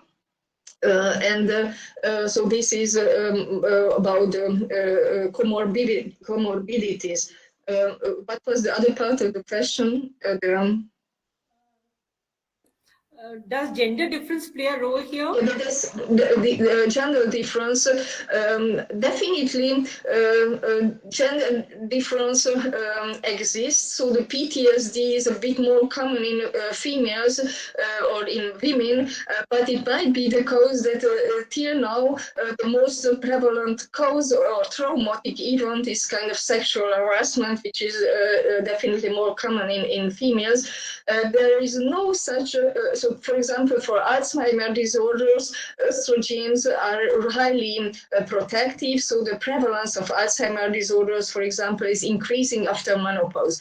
For PTSD, no such connection exists. So as also for this effect of glucose and this feedback mechanism, the mechanisms are absolutely the same for women's and for men's.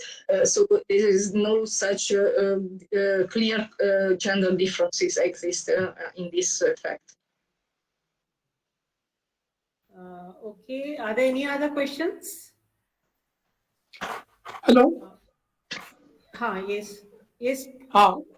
I would like to add, particularly in the stress management, we forgot that our old traditions of yoga, which is very much helpful in controlling the stress, particularly the meditation and pranayam. I think the students may add to the knowledge. Thank you. Thank you, Professor Gupta. Yeah. Any other questions? No, I have already told this thing about the management of yoga. Okay. I thank you for your suggestion. Yeah. If there are no more questions, now I request the reporter, Dr. Rajkumar Kori, to please sum up the session.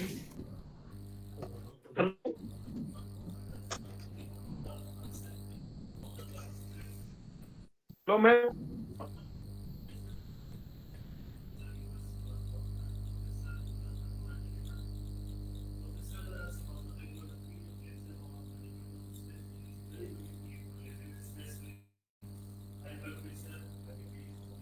I mean, relation related to stress regarding, I mean, the disease that is, I can say, migraine.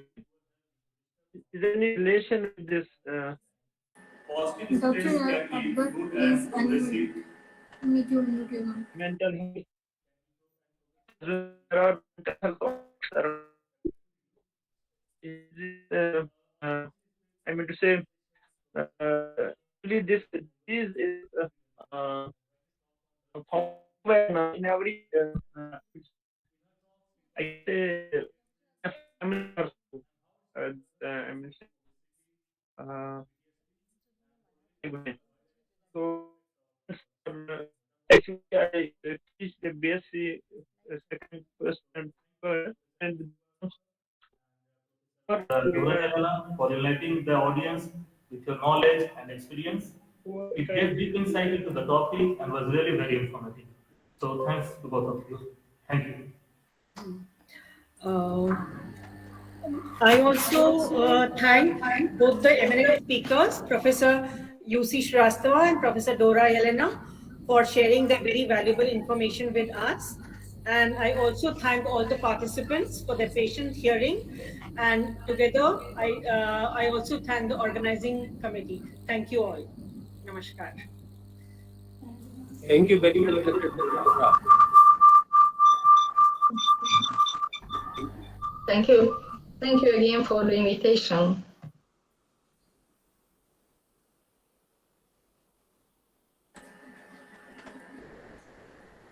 Thank you, Professor Rahi and Dr. Rajkumar Koiri. We now begin with session 2. We are having Professor D.K. Gupta as the chairperson. I invite Professor Jain to invite or introduce the chairperson for starting the next section. Thank you very much, Dr. Rashmi. I'm happy to introduce the chairman of session 2, Professor D.K. Gupta. Dr. D.K. Gupta has been actively engaged in teaching and research for the past 38 years.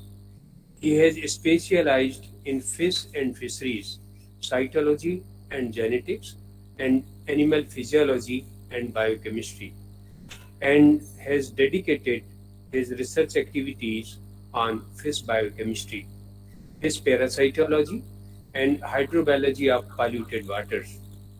He is a ZSI Gold Medal awardee and has been honored with B.S. Chauhan Gold Medal. He was the coordinator in SECON research project and has acted as principal investigator in projects funded by the Department of Science and Technology, University Grant Commission, Ministry of Environment and Forest, and UPCAR. He has chaired, co-chaired sessions in various national and international conferences. He has been zonal coordinator, now zone of Zoological Society of India, and was elected as the sessional committee member of the Indian Science Congress during 2005-6 and 2007-8. His work has been quoted in Fish Disease and Disorders, CAB International Cambridge, UK, edited by T.K. Wu. He was a visiting scientist at the Institute of Ichthyobiology and Aquaculture, Poland in 2001. He has traveled widely and visited many research laboratories in Japan, Singapore, China, France, Germany, Hong Kong, Poland, Thailand, and USA.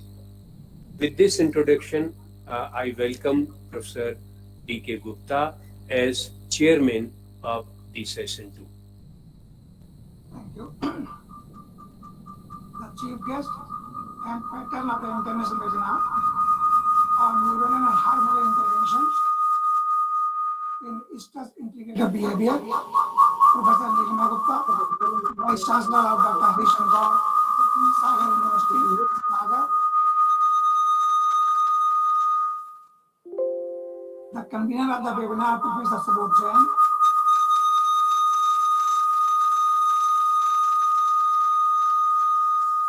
The keynote speaker, Professor UC Srivastava. Invited speakers from Hungary. Temporary. Once you have passed that fight or flight moment, your physiological changes which are occurring at the time of stress should come to normal, so that no negative effects will last show on your body. On other hand, if this there are severe, frequent or prolonged stress episodes are going on, then it is definitely going to affect you mentally as well as physically. Life is being what it is. It is not possible to eliminate stress completely, but we can learn to avoid it when possible and manage it when it is unavoidable. Here, actually, I'd like to quote one incident of Mr. Norman Vincent Peale. I guess some of you have heard this name. He is very famous. He was very famous motivational speaker and American minister. He died in 1993. Actually, he suffered a lot of criticism in his initial years of life, and people used to judge him by his physical appearance, as he was short-heighted. But then he became famous because of his book, The Power of Positive Thinking, which became one of the best book seller in the world.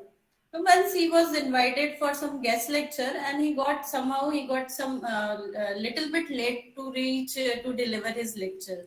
So as he arrived at the venue, the very first question he asked the audience that kindly raise the hands who the people who want to have stress-free life, absolutely stress-free life. So he saw that every person present over there has raised their hands, that everyone wants a stress-free life. No, nobody wants that they should have any sort of difficulties in their.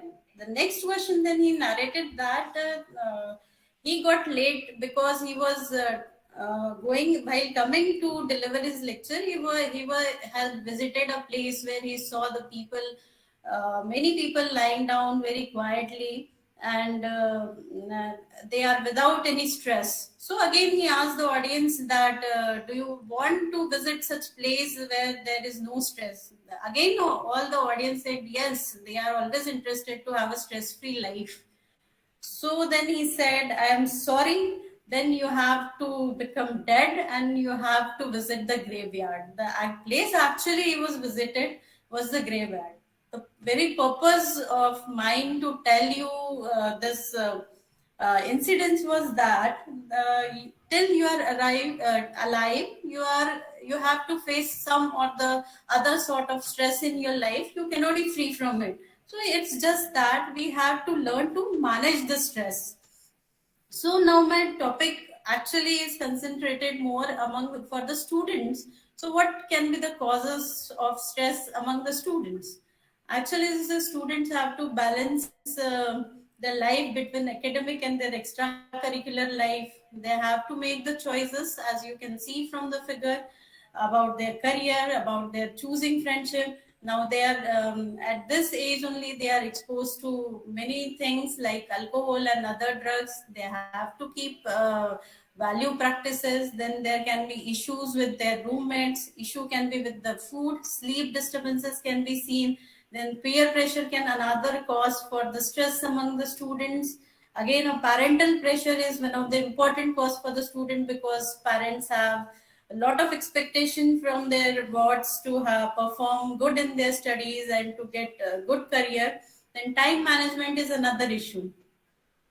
As seen, we can say the students specifically have issues with their academics, as they have to face sudden lifestyle changes. They have to achieve their emotional independence from the family. As I had already said, they have to choose and prepare for the career. They have their emotional commitments with family and friends. They have to learn to develop an ethical system.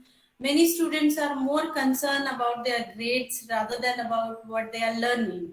Then another cause of stress can be the course overload. Many students take on too many classes at a time, which brings them some sort of hostile emotions. They doesn't get enough time for their friends, and ultimately they land up in learning less things, and then they land up with the poor grades.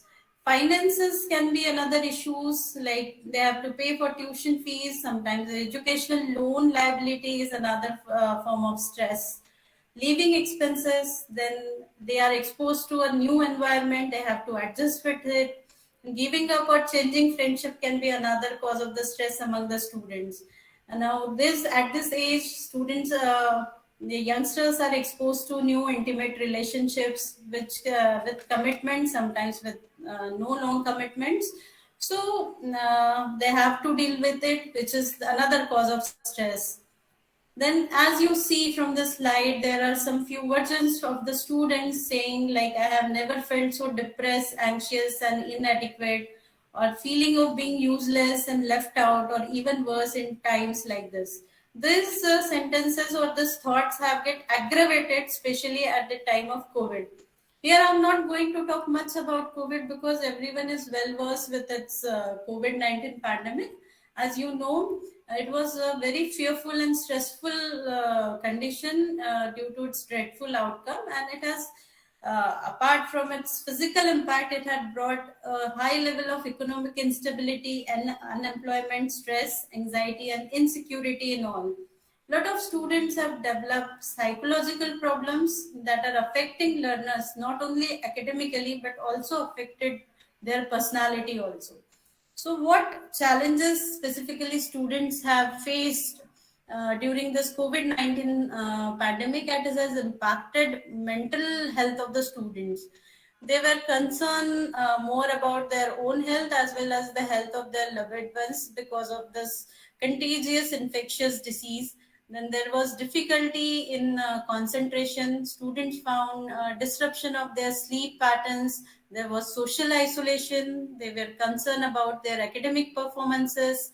Then disruption to eating patterns has been seen, changes in living environment and financial difficulties.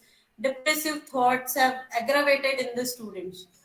But how to identify that a particular student is in stress or so some signs and symptoms which can be seen are like they may have poor appetite or overeating, feeling tired and fatigue in spite of taking adequate of rest.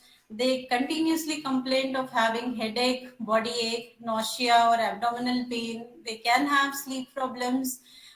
There is tendency to fall sick very often, like they have repeated respiratory tract infections or some gastrointestinal tract infections in the form of repeated loose motions or constipations, as already narrated by Professor Srivastava sir earlier in the lecture. Then there is tendency to feel low. They feel nervousness and anxiety supersedes. Then there is sudden outburst of emotions in the form of anger and depression.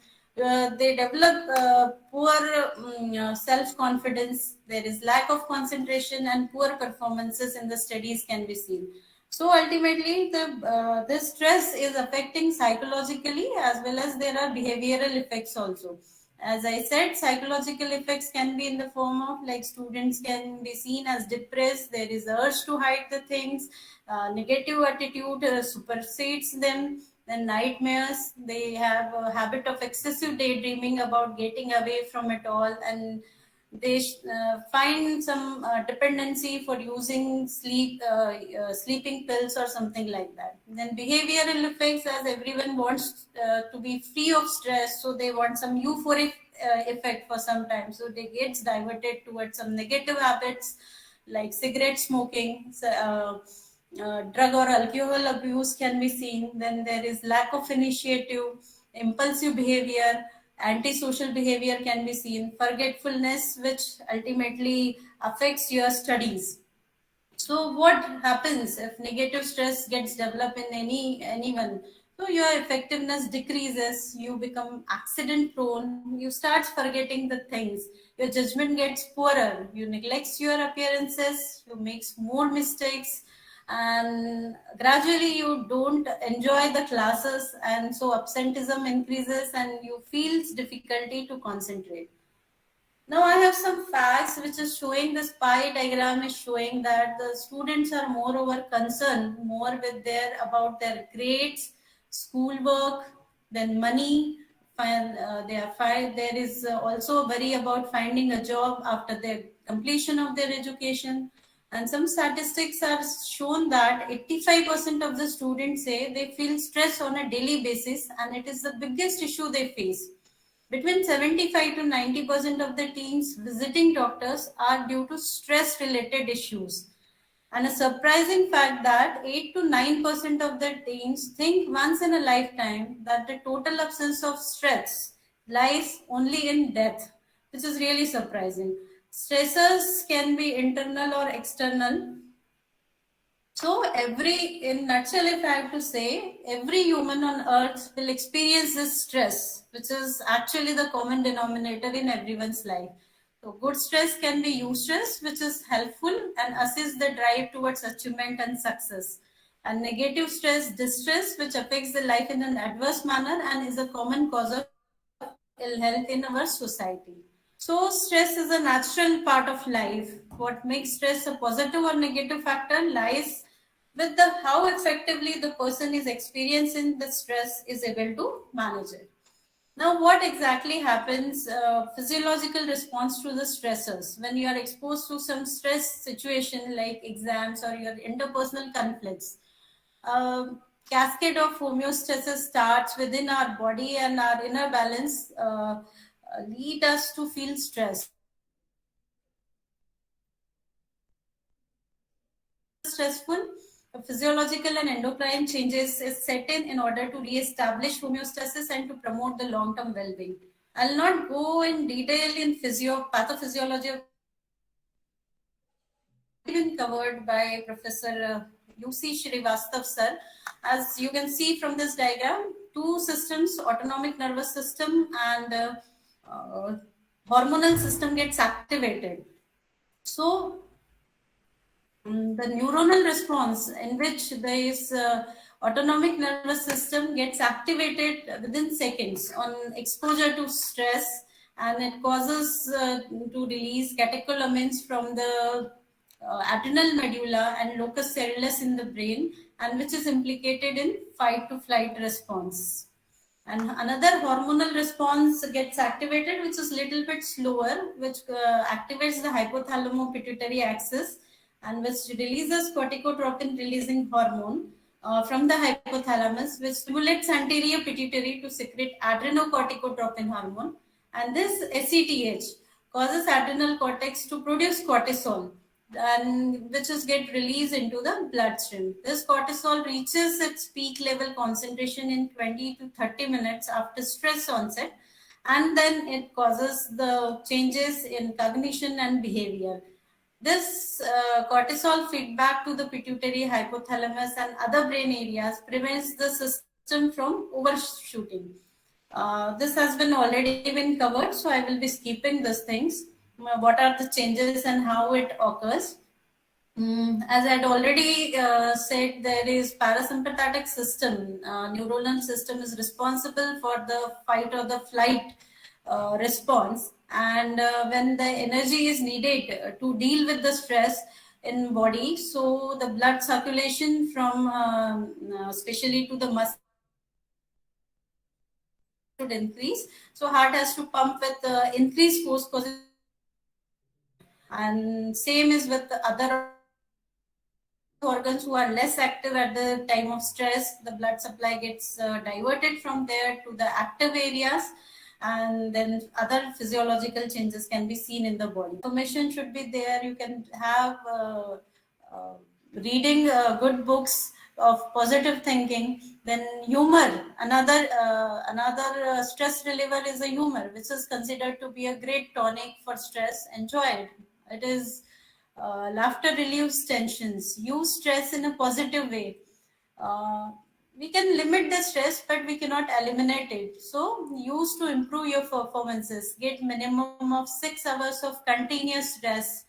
Talk things out with someone you trust, maybe your family member or a good friend. Rehearse and practice the situations which are you are going to face continuously, and which you feel that you will be in stressful conditions. So learn relaxation exercises. Now I will specifically focus on interventions to be done by the students in their academic environment. So how they should handle the stress from their class scheduling. They should build a new schedule in few weeks. They can schedule there can be flexible schedule and better be suited to fit their needs. Can make little changes in their routine and can readily add a big feeling of relief after doing small little changes. Then how to overcome grades and exams. You should always focus on education rather than grades, and ultimately your grades will improve automatically if you will focus on your basic education. So focus on one subject at a time. Don't make it a messy that every time you are taking so many tasks at a time. So focus on one thing at a time. Avoid thinking of exams ahead of you at the time of studies. Think about subject matter and not about the exams actually. Get the help of tutor or guide whenever you need it, and be clear about your future plans. And how to plan your future and avoid stress. Uncertainty about future is difficult to handle. Don't hesitate to reach out to your friends, relatives, professors, whosoever are comfortable, you are feel comfortable, and take advice from them for your future. And still, if you have any confusion about your career, you can go for aptitude test. Then how to maintain your health as a student. If a particular illness is going around your campus or community, try your best to avoid contact with anyone who is contagious and follow all the precautionary measures. The recent example is of COVID-19. And through this platform and I will do an appeal, as a new variant of corona is again emerging, as we all know, Omicron. So please follow all your COVID-19 related norms and get vaccinated as early as possible if you are still not vaccinated. Then everyone gets sick on some or the other occasion. Take care of yourself and rest and have medications. at proper time. Watch your diet, eat well and properly. Avoid intake of excessive neurostimulator things like caffeine or alcohol or other dependent drugs. Get plenty of exercise and sleep, which will improve your focus and concentration, and which ultimately will increase your efficiency so as to complete your task within a stipulated time. So, how to balance relationship in colleges? Students always find difficulty in achieving social intimacy due to lack of time. You should make an effort to only be friend with people whose company you enjoy. You can make lifelong friends in colleges, so try your best to only invest your time and attention in relationship that really matters to you. Expect some frustration, failures, and sorrows. Learn to accept failures also, because every time is not going to be success for you. So, role of faculties and improved orientation may also be helpful in improving the relationship of students and colleges. How to overcome stress from the finances? Many students feel stressed because of cost of education, housing, books, food, loan liabilities, etc. So, in addition to being on your own physically and mentally, you have to own sometimes financially also. So, keep your thinking always positive, which will ultimately improve your physical well being also. Always keep in mind that degree you are pursuing will definitely lead to better job opportunity after completing your education. And long term education is worth the investment. And finally, how to balance family, college, and work. For many students, college is the first time they have lived away from their home and family atmosphere. And now they are suddenly to be in unfamiliar environment like food, people, living accommodations. But they have to learn to gradually to get adjusted with things, because balance has to be established between all. So try to adopt new concerns and demands, otherwise you will definitely going to feel stress. Always be kind and gentle with yourself first, and be a friend of yourself. Being in control of your life and having realistic expectations about your day to day challenges are the keys to stress management, which is perhaps the most important ingredient to living a happy, healthy, and rewarding life. Always get organized, try to be do the things on time, and avoid the clutter, so that many of your problems will be solved. If you can't manage your stress or is accompanied by anxiety or depression, then you can definitely visit a doctor. These conditions, both anxiety and depression, can be managed easily with the treatment timely. And so you might consider consulting with a therapist or other mental health professional when you are not uh, uh, manage to cope up with your stress on your own. So I will end my talk with a small story. This is a glass of water. If I ask you the weight of this glass of water, so some will say this is half empty, half filled, or some will say it is having 100 ml of water or 200 ml of water. But actually, the absolute weight doesn't matter. Rather, it depends on how long you are going to hold it. If I'm going to hold it for a while, it is not going to create any problem for me. If I'm going to hold it for an hour, I will start having some sort of little bit of pain in my hand. And if I am asked to hold it for an entire day, then it may paralyze my hand. So same is with the uh, life. Like this glass of water can be compared with your stress and worries. And stress and worries of a life, if we think for a while, nothing will happen. But if you are going to hold it for longer, it will start giving you some sort of hurt. And if you think about this stress and worries continuously, you are going to feel pathetic and helpless. So try to put your glass down as early as possible. Live happily because you deserve it. So, takeaway message from my side is, while stress is a normal part of life, too much stress is clearly harmful to your physical and mental well being. Unfortunately, there are many ways to manage this stress, which I, as previously explained. And there are effective treatments also if you develop some sort of anxiety or depression. So working hard for something we don't love is called stress, but working hard for something we love is called passion. So do what you love or love what you do, then you will be somehow you will feel stress free. Thank you for patience listening. Thank you, Dr. Maheshwari, for your wonderful talk. Stressing on stress in students. I am sure her talk must have been beneficial for all students. I will request Dr. Maheshwari to answer questions, if any, from the audience. Is there any question you can ask, please? I think there is no question. Yes. Hi.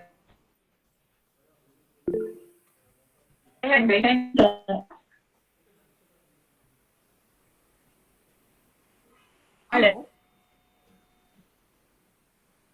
Dr. Kiran Maheshwari, I have one question. Is there any way to get rid of people and I really want to get off their stress? Hello. Of our life. Yeah, ma'am, please can you repeat your question, please? Yeah. I'm not able to hear you properly. Okay. My question.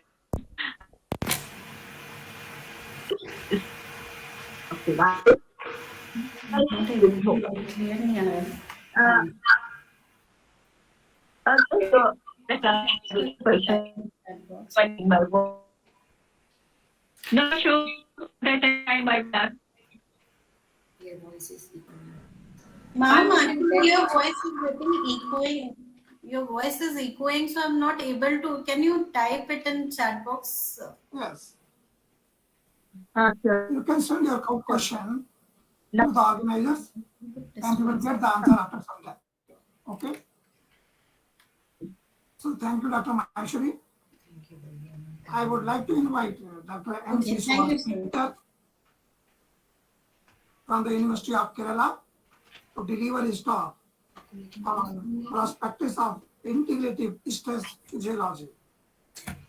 Dr. Peter is a specialist on endocrine growth physiology in freshwater fish. He was awarded DSc from Netherlands in 2007. He has an excellent academic profile and has visited several countries. I request him to deliver his talk. Dr. Peter, please.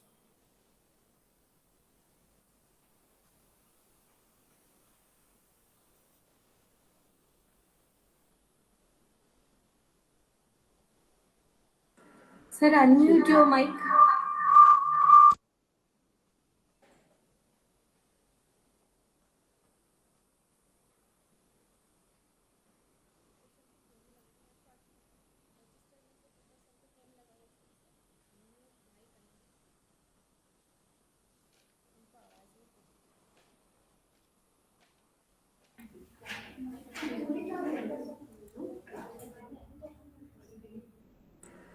So you are not audible. We are not able to hear.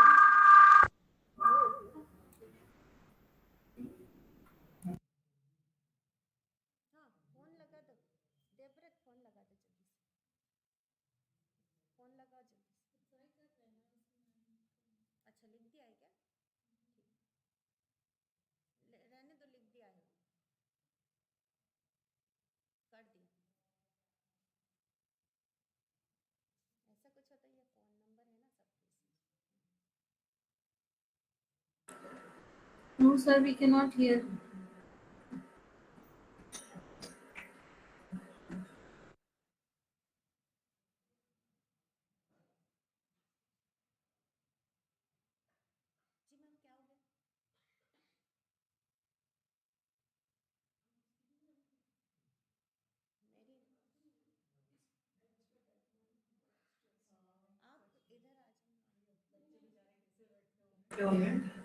Sir, not audible.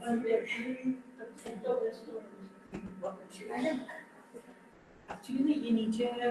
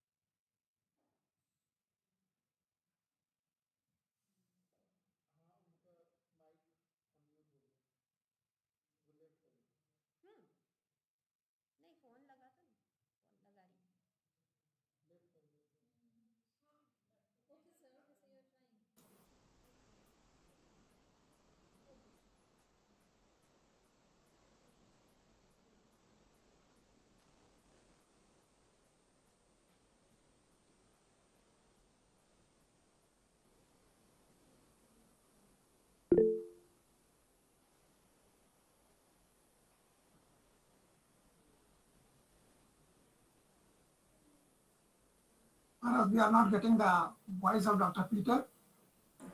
Sir, we have a conversation with him. He's trying to connect.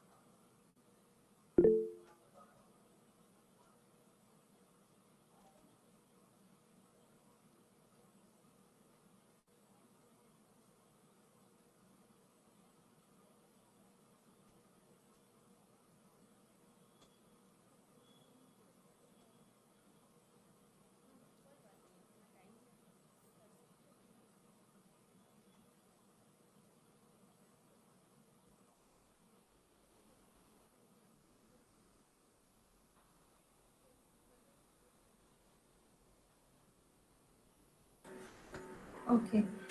Okay.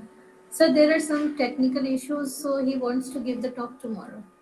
Okay. Okay, let me talk and tell you. So he wants to give tomorrow. So. Okay, sir. We'll try to manage tomorrow and let you know. Okay, sir.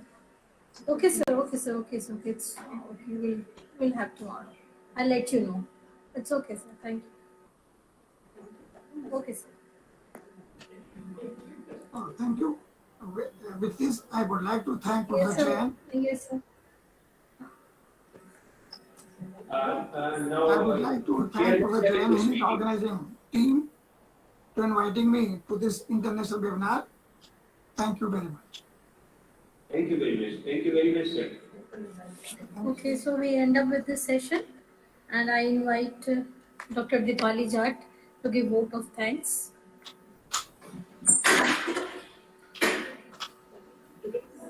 to get this opportunity to help all gathered here. And on behalf of Zoology Department, we all extend thanks to the people in the gathering. And we would like to express our gratitude to all esteemed members who made this event successful, today's event. And express my gratitude to our respected Professor UC Srivastav sir for his graceful presence and nice talk on stress management. Then my special thanks is due to Professor Dora Yelena from University of Leeds, Hungary. She has presented a very good talk on hypothalamic pituitary axis of logical stress. And then I also want to thank Dr. Kiran Maheshwari for providing such a good talk on stress management in students. And then thank you all of you. Thanks a lot. Thank you, Dr. Dipani sir. So we break here for lunch and we will come back at 2:15 for the research presentation of the students. Thank you all for being with us. Thank you. Thank you very much. इसको link को of कर दें Divya, disconnect करूं, तुम देखो उनने क्या कहा था इंस्ट्रक्शन तो भाई अभी रात के 2:30 बज रहे हैं वहां पे मतलब विदेशों तक में हुआ है। वहां पे पहुंचे, हमने देखा कि यूएस के आजकल कह रहे अब हम नहीं कर पा रहे, सर बोल रहे थे कि उनका बेटा और वो लोग ऐसा मैनेज करते नहीं, अच्छा कल आएंगे, गए तो गए। तो थैंक यू वेरी मच। और अभी अपन एक बार क्योंकि स्टूडेंट के प्रेजेंटेशन है ना, और इसलिए हम जुड़े जरूर रहे, यहाँ आएंगे तो बहुत अच्छा है, जुड़े जरूर रहे, है ना, ये बहुत जरूरी है, क्योंकि हम ही तो करेंगे अप्रिशिएट अपने स्टूडेंट। और कल के लिए अपन पॉसिबिलिटी देख लेते हैं सुभाष साहब के लिए, क्या संभव है, अपन बात कर ही लेते हैं अभी। जी सर हो जाएगा, हाँ हाँ कोई बात नहीं।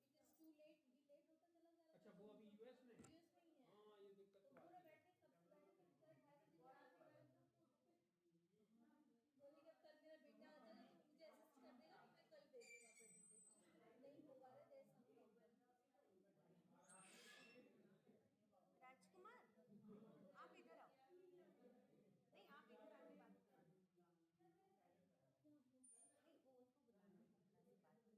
बात करनी है, नहीं आप यहाँ आ जाओ ना, सबके सामने अच्छा नहीं लगता।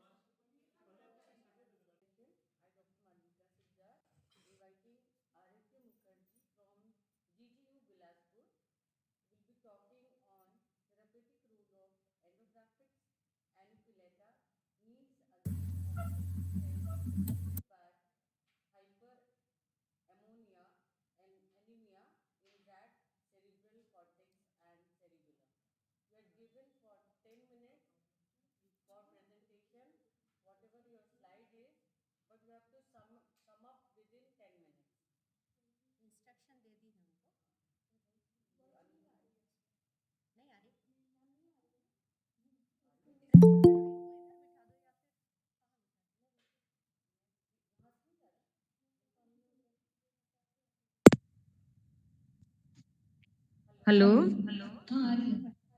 हाँ very good afternoon after post lunch session.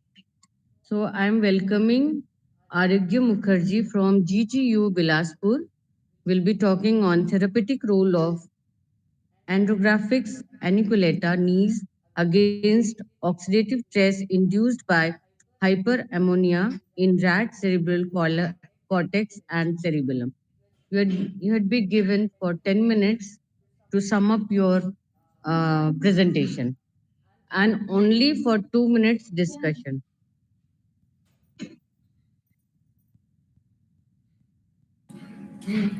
I think he is not present. So we can call the next participant. So next participant is I welcome Devasri Majumdar, same GGU University, Bilaspur, talking about biochemical alterations in brain tissue of NASTZ induced type 2 diabetic rat.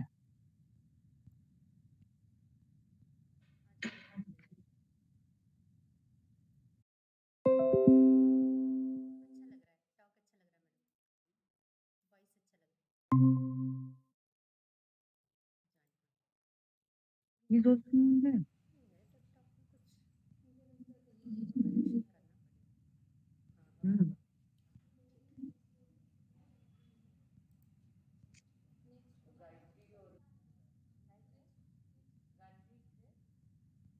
I'll call Gayatri.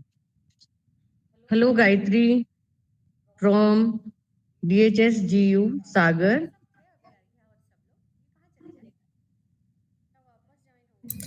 Her Good afternoon, topic ma'am. is curative effect of curcumin against the alteration in the Easter cycle via UVB induced hyperthyroidism in female Wister rat.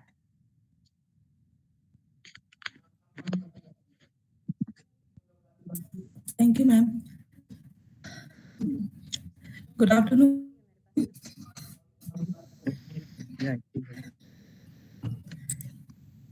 Good afternoon.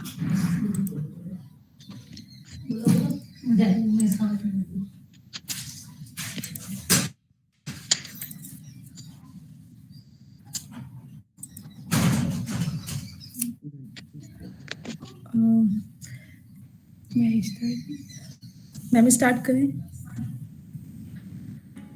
Yes, sure. Thank you, ma'am. Good afternoon, everyone. Myself, Gayatri Rai, research scholar, Department of Zoology, Dr. Hari Singh or Vishwavidyalaya Sagar. Today, I have got this opportunity to present my research work in front of you, and under the title "Curative Effect of Curcumin Against the Alteration in the Estrous Cycle via UV-Induced Hyperthyroidism of Female Wister Rat." Today, we are living in scientific age. Many sources like pesticides, heavy metal, smoking, including radiation, are induced stress and affect our health and body system.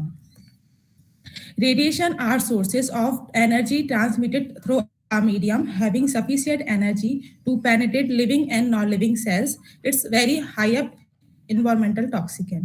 There are two kinds of radiation, ionizing and non-ionizing radiation. Ionizing radiation are high energy and low wavelength. It has enough energy to generate ion, which are two kinds of radiation, X-ray and gamma radiation. Non-ionizing radiation or electromagnetic radiation, which include many types of radiation, is ranging in from extremely low frequency radiation to ultraviolet radiation. Ultraviolet radiation further classified into three categories: UVA, Slide is not moving. UVB.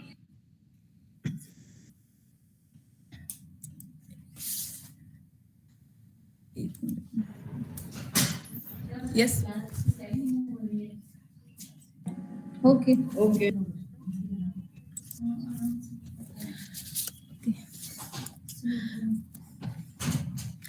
UV radiation further classified into three categories on the basis of their wavelength: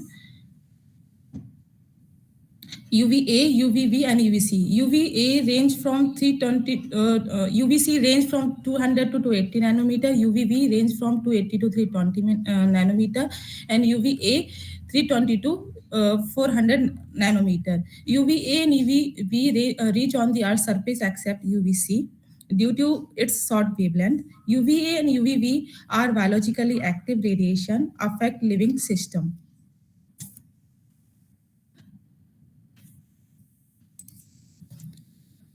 We all know that ozone is the most important protective layer of environment and absorb harmful solar radiation. But present time increasing the air pollution then deplete the ozone. Due to ozone depletion, increase UV radiation and their effect on animal health and behavior changes. And research correlate with thyroid to ovary. When exposure to UV radiation on animals disturb the biological rhythm. Radiation reach retina through radiation reach retina through eye supracage nucleus, receive light information from the retinohypothalamic tract and signal transfer to hypothalamic paraventricular nucleus. In animals, thyrotropically releasing hormone and thyroid-stimulating hormone secretion shows circadian rhythms. TRH stimulate thyrotrop to synthesize TSH in the pars distillus of the anterior pituitary. When the elevation of thyroid hormone in blood, serum T3 and T4 bind the three different transporter protein that are primarily produced in liver: thyroxine binding globulin, albumin, and transthyretin. T3 and T4 enter the target cell by the mediated transporter protein MCT8 and MCT10. The targets within the target cell, thyroid hormone perform their function directly by activating thyroid receptor alpha and beta and expression of these receptors to the ovary. Curcumin is a antioxidant. Curcumin is also called diphenylmethane. Is an important element of Curcuma longa. It's belong to Gingeraceae family. Curcumin is the yellow color of turmeric and exhibit for the ketoenol form. It is organic soluble compound. Curcumin have a different property. Curcumin protect against stress and anxiety, promote anti-inflammatory response, promote healthy and cardiovascular system, promote joint comfort and flexibility, support pain management, support healthy respiratory function, reduce abnormal cell growth, protect brain cell from memory loss and cognitive impairment, reduce risk of heart disease. Curcumin regulate healthy sugar and help regulate mood. Curcumin curcumin protects cell against oxidative damage. Oxidative damage. Experimental design. In research model, female Vista rat, experimental animal divided into 4 groups. In each group consists of 6 animals. First group is control group. Second is UV exposed group. UV exposed 2 hours per day. Third group is UV exposed plus curcumin group. UV radiation exposed 2 hours per day and curcumin given 25 mg orally. And fourth group is curcumin group given 25 mg per kg body weight orally.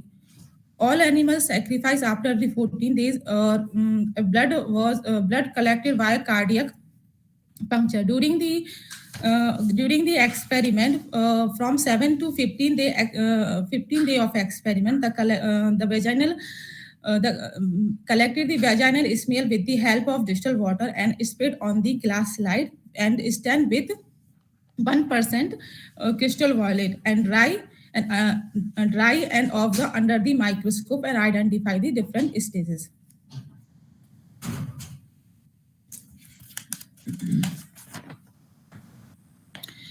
UV radiation.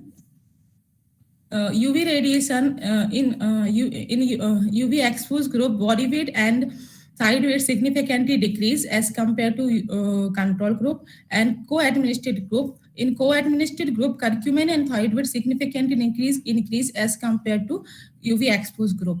And administered group, in administered group, thyroid weight and body weight show a similar result with control group.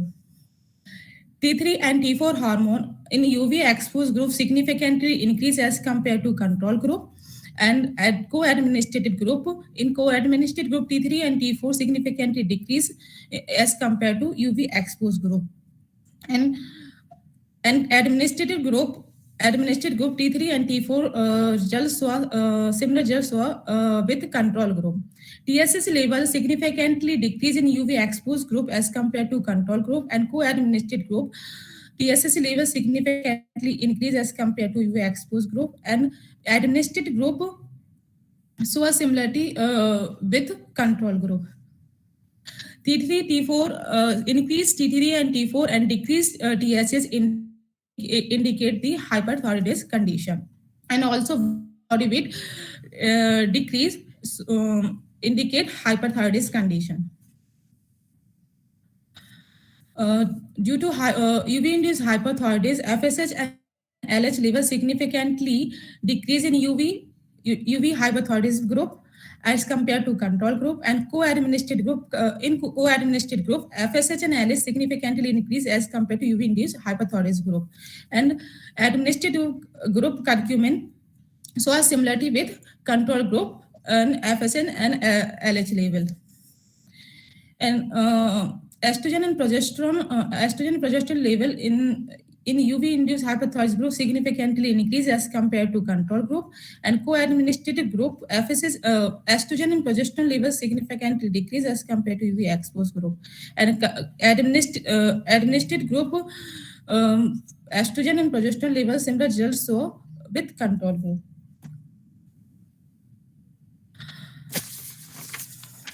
Estrous cycle is man reproductive cycle of non-primates.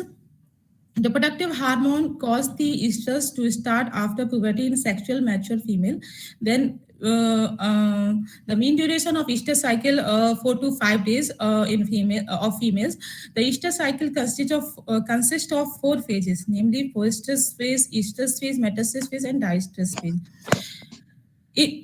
Each phase in a cycle is determined by vaginal cytology observation. In proestrus phase, present nucleated epithelial cells in control group, and UV-induced hyperthyroidism group show epithelial cell in density packed cohesive cluster, and some nucleated epithelial cell were damaged. And co-administered group cure the nucleated epithelial cell, and administered group show a similarity with control group. Estrus phase present conified epithelial cells. In control group, conified epithelial cells were arranged uniformly, and UV-induced hyperthyroidism group show damaged conified epithelial cell, and co-administered group shows conified epithelial cell repair uniformly, and curcumin cure this cell, and administered group show similarity with control group. In metastasis phase, conified cells and leukocyte cell present in control group. In UV-induced hyperthyroidism group show changes of morphology of conified cells and reduced leukocyte cells. And co-administered group, curcumin cure the conified cell and increase the number of leukocyte cells. And administered group show a similarity with control group. Diastasis phase in diastasis phase present leukocyte cells. In control group present normal leukocyte cells. And in UV-induced hyperthyroid groups show disordered leukocyte cells, and co-administered groups show disordered leukocytes, sorted leukocyte cells, and sorted leukocyte cell. And administered group show similarity with control group.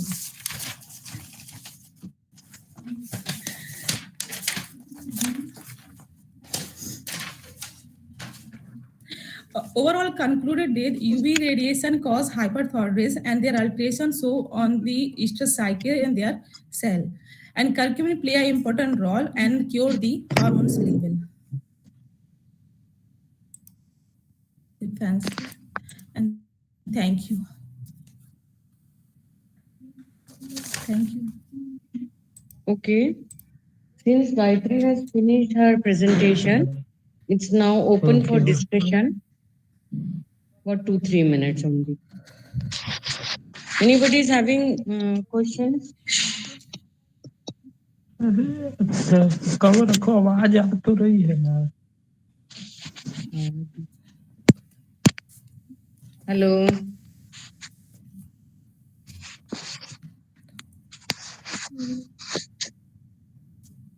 Mummy आपकी friend है ना Facebook, कौन है?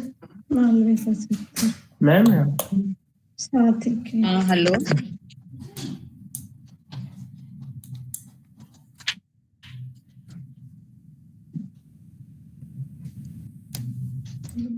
सब चलेगा, आपके sir हैं कि नहीं?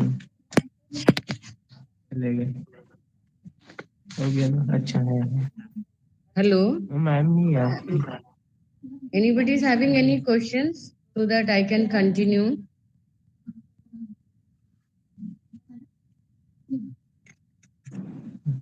Gayatri, I have only curious about your work. It's good in UV, but my point is, how do you standardize the smear? You took smear of the vagina, no?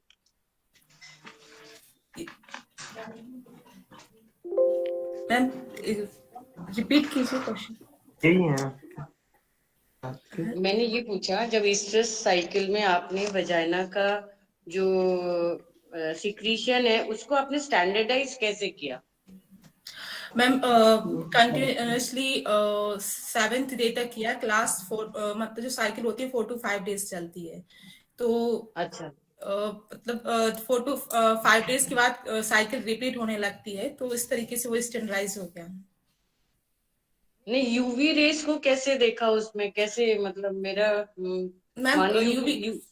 Ma'am UV exposure थाइड gland पर किया है और उसका effect जो है वो जो hyper condition हुई है उसका इफेक्ट जो हार्मोन्स लेवल का है होल्ड ऑन, उसको स्टैंडर्डाइज कैसे किया कि यूवी रेस में उसकी कुछ इंटेंसिटी होती है कि इस पॉइंट पे हम स्मीयर लें या सिक्रीशन को विथड्रॉ करें?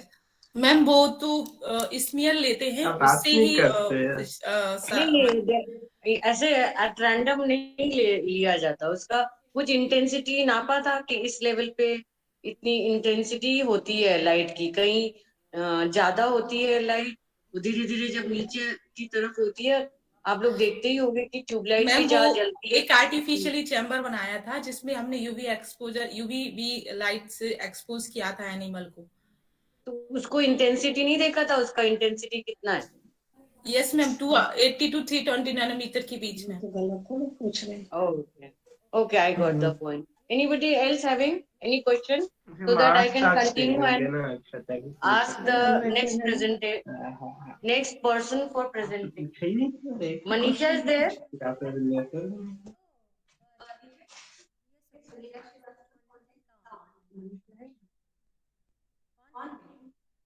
Anybody is having from Aragya Mukherjee or Devasri Majumdar is ready for giving their presentation? Yes, ma'am. Deepti Tomar. Who is presenting? Deepti? Yeah, I'm here. So Deepti Tomar is from Government Girl Degree College, Nainpur.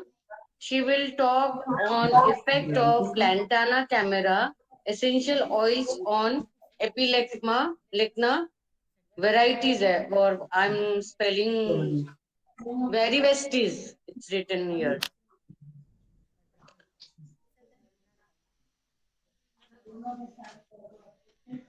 Deepti, can you? Yeah, ma'am, I am sharing. Yeah, Yeah, ma'am, I am sharing. sure. Deepti, you can switch on your video.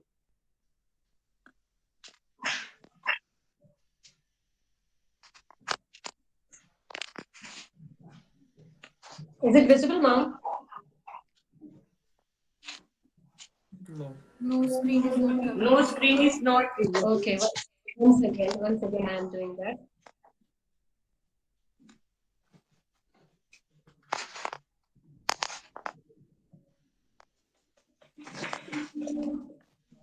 Now, Yes, screen is Deepti visible. is presenting her topic. Ma'am, is it visible now? Yes, now we can see in the screen. Yeah, fine. Well, namaskar and good afternoon to one and all. I'm Dr. Deepti Tomar, presently posted as an assistant professor at Department of Zoology, Government Degree College, Nainpur. And I'm here for the oral presentation for the international webinar on neuronal and hormonal intervention in stress-related diseases. My topic was effect of lantana camera, essential oil on Aphelentus variegatus. As you all know that soybean is a wonder crop of the 20th century and the beans are gold from the soil. India stands at 5th position and MP is itself representing about 75% of the total Indian production. That's why MP is known as the soybean oil of India and the beans are known as the gold from the soil. What I have done that I have taken Aphelentia varivestis from this particular soybean crop and reared them. Previously, I have seen that there are many measures to control the insect pest, among which the pesticides and the insecticidal use was very common. Presently, what is seen that the indiscriminate use of the synthetic pesticide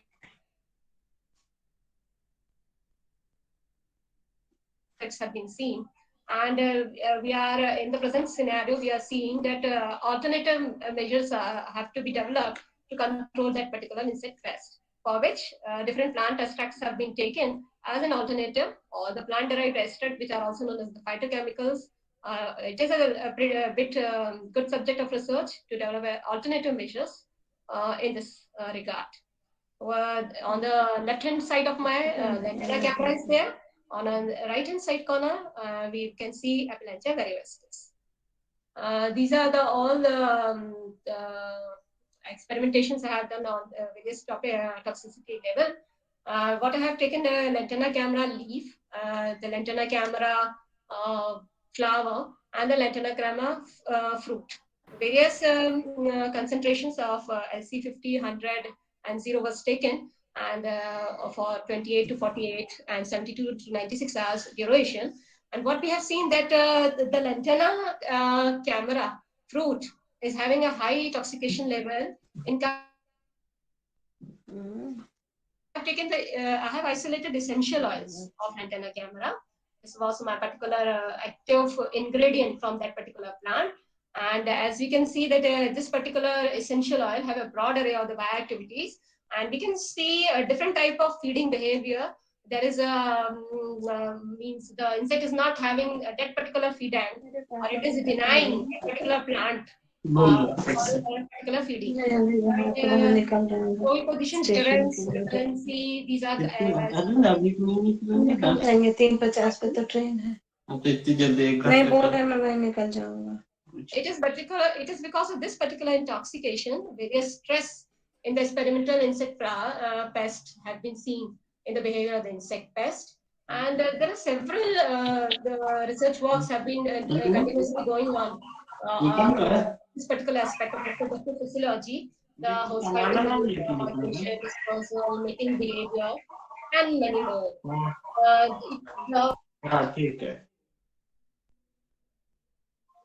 conclusion क्या खाए बताएंगे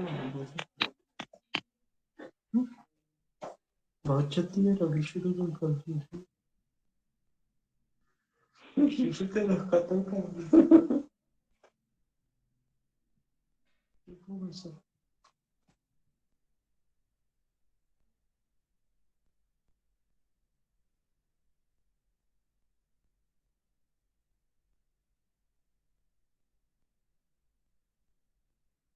Deepti. Did you finish your presentation?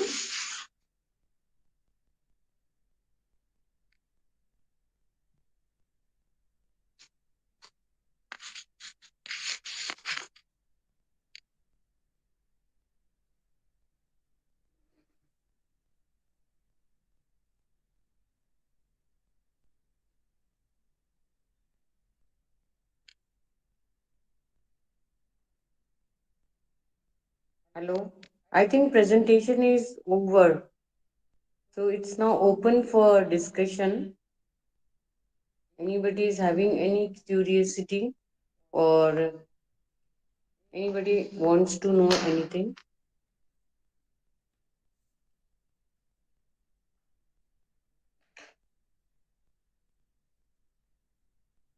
Hello, can you hear Deepti? Can you hear me?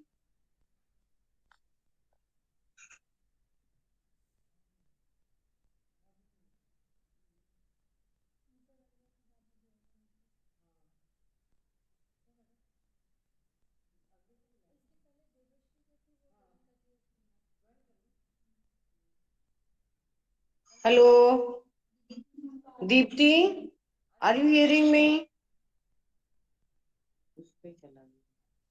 I can listen you. Oh, nice. So did you publish any paper? Yeah, ma'am, it is under publication. At any moment, I Acha. can get the confirmation, ma'am. Okay, okay. It's communicated already, huh? Yeah, yeah, it is. So I didn't understand what is that epilecna Appelentia. Ma'am, it varicosities. is an insect. It is an insect. Appelentia What is varicosities. its common name? It is Mexican bean beetle. It is known as Mexican bean beetle. Mexican beetle. Yeah, it is a beetle. Food. Did you took any experiment on food amount? Yeah, ma'am. The feeding behavior has been noticed, but still it is in publication. That's why I'm not saying anything. So the, one particular terms is used for their feeding and what food and water. Yeah, yeah. So how did you give them? Ma'am, it was supplied on the leaves of the soybean in the laboratory conditions. So they can take any amount of food? No, ma'am. Actually, I have served and started the feed, and what I have seen, the feeding pattern of the insect was noted by me. So what did you get? Behavior? How did you? Ma'am, the insect particularly feeds on the leaf. So I have supplied the young leaves of soybean for them. At a time, 4 to 5 leaves were there. For the overnight, they were the insects were dropped on it for that particular thing. Oh, very nice to hear from you. And I am also very obliged to be a part of this particular And now webinar. you come some of the day to visit our old Sure. department as you. Yes, sir. Okay, nice to talk to you. Thank you very much. Anybody's having any questions? Divya? No? So, thank you, Deepti, for presenting and really feel happy from you. Obliged, So, thank you so much. Okay. Okay, So, ma'am. shall I call next one? Yeah, ma'am. Okay, thank you.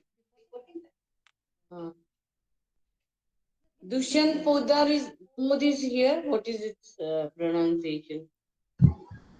Yes, ma'am. It's Dushmanta Pod.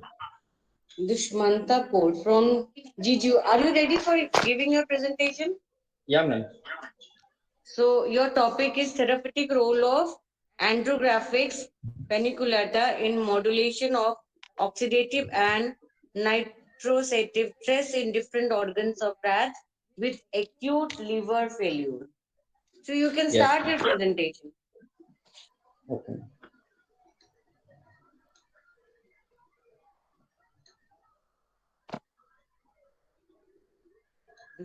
Dushmanta Pod. A very good afternoon to all the delegates and the participants. I am Dushman Kapoor, PhD scholar under supervision of Dr. Santosh Singh, Department of Zoology, Durgasela Vishwavidyalaya, Bilaspur.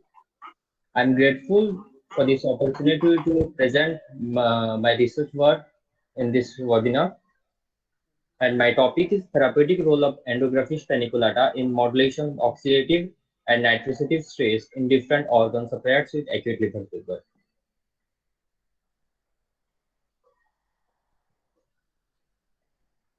So, as we all know, liver is an important organ in our body which detoxify all the toxic substances from our body.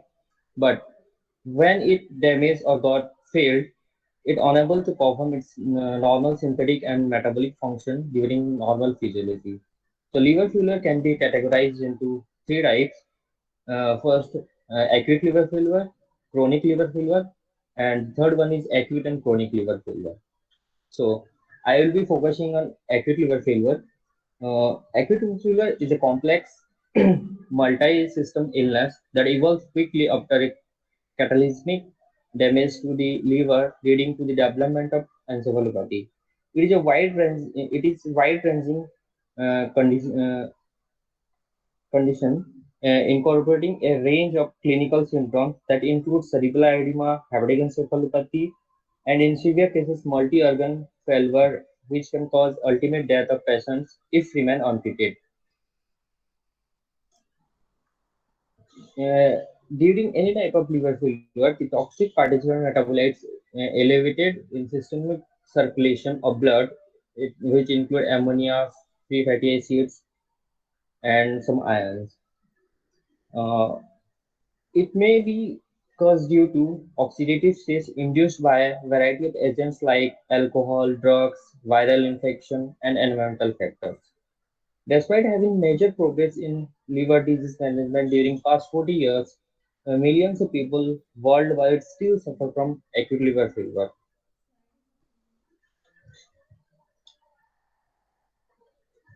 So, the drug we used in our study is Endographis paniculata, aqueous extras. So, Endographis paniculata, generally known as king of beetles, is an herbaceous plant of family Acanthaceae. It is native to India, Sri Lanka, and distributed through Asia and America, Southeast Asia and America.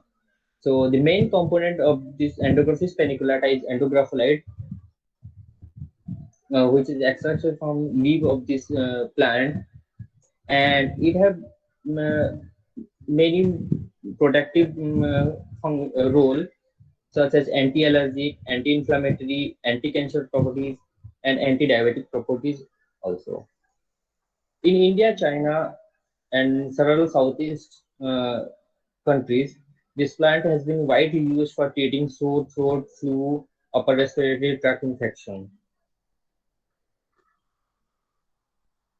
These are the objectives. First, if objective of my experiment that to investigate the effect of thiacetamide induced acute liver failure and the therapeutic potential of Endographis paniculata, which is commonly known as Calmate. This is the experimental design. For this experiment, we used adult male albino rats weighing 150 to 80 grams, and we divided rat into 4 groups, which are control, acute liver failure, drug control, and drug treated with acute liver failure. And for experimental group, at the 7th day, we use 2 successive doses of 300 mg per kg body weight of thiacetamide concentration at the interval of 12 hours. And for drug, which is Endographis paniculata aqueous extract, it is given orally at the concentration of 250 mg per kg body weight from day 1 to 7, last day of my experiment. And for drug treated with acute liver failure, the same as drug control, but at the last day, two successive IP dose of 300 mg per kg body weight of thiacetamide concentration at interval 12 hours is administered. And these are the parameters we used. First one is the estimation of oxidative markers through lipid peroxidation, and the second one is estimation of antioxidant enzyme assays, and the third one is the nitric oxide free radicals estimation. And these are the results of oxidative stress markers in liver, spleen, and testes. So as you can see here, the oxidative stress marker in this acute liver case, it has been elevated, where in case of drug enterophagous inclusion, it has with acute liver failure, it has slightly declined the stress marker, which is LPO, and in case of spleen also, you can see that it is declined, and in case of testis also it is declining. This is the antioxidant enzyme superoxide dissociation assay, where you can see that in case of acute liver failure case, it is declined, but when it is pre-treated, it is significantly rise the antioxidant enzyme and reduces the oxidative stress. In spleen also, it is elevated the antioxidant enzyme SOD level, and in testis also same. It is the this is the catalase assay. In liver, it is significantly rise the catalase antioxidant catalase level in drug pre-treated as compared to the acute liver case, and in spleen also it is slightly increase the catalase level, but in case of testis it is significantly increase the catalase activity as compared to acute liver failure. The same has been reported in glutathione reductase assay, where it elevates the GR activity as compared to acute liver failure, and but in case of spleen, it has been slightly declined in acute liver failure with pre-treated drug, and slightly increase in testis. In case of free radicals, NO, as you can see that it declines the free radicals, the endographis paniculata decline in free radicals with pre-treated group as compared to the acute liver failure case in liver, and same has been observed in spleen also. It is slightly declined in pre-treated group with acute liver failure, and same has been observed in the testes.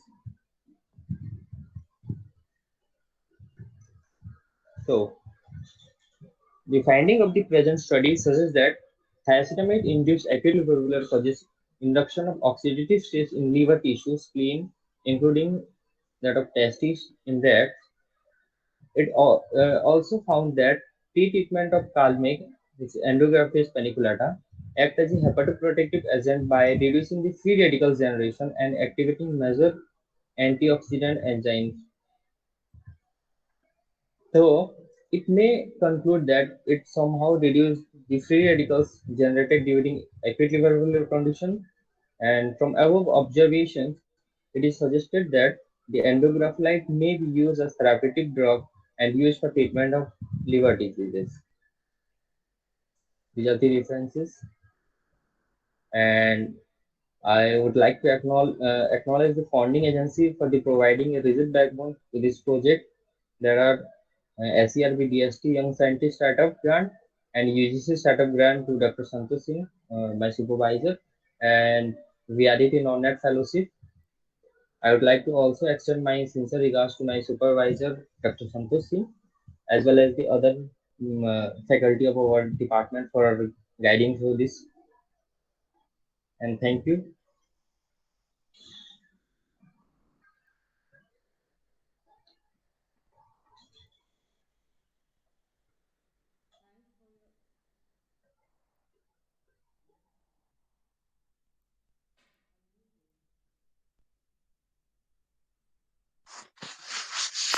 Thank you for your nice presentation.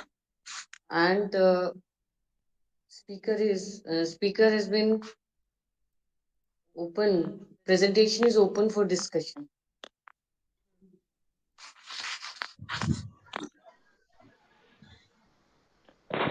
Dushmant, how did you confirm that there is acute liver failure? Yes. How did you confirm that there is acute liver failure? Through serum parameters. Any specific biomarker? ALT, there is ALT and SLT. Okay, thank you.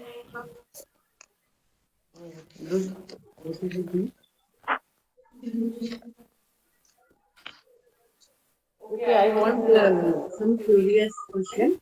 How did you give this oral dose only for 2 milligram per kg body weight? It is oral dose, no? Yes, ma'am. This is 250 milligram, ma'am. Why? Why did you fix in only 250 milligram? Through various literature survey, ma'am. Only you could have tried more variations with the 250 milligram. Yes, ma'am. But this work has been done during my dissertation work. So we have limited time, so we couldn't perform that much. That much. Okay, it's understood. But you could have, suppose 3-4 variations you could have kept for oral dose. Suppose 300 also, 200 also.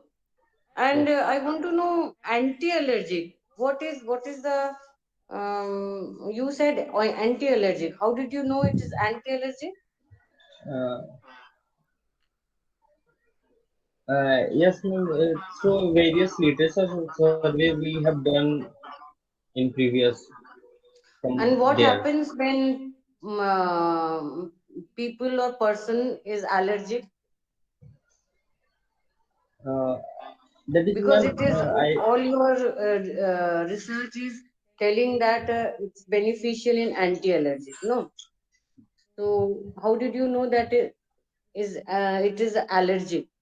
What happens when person get allergen?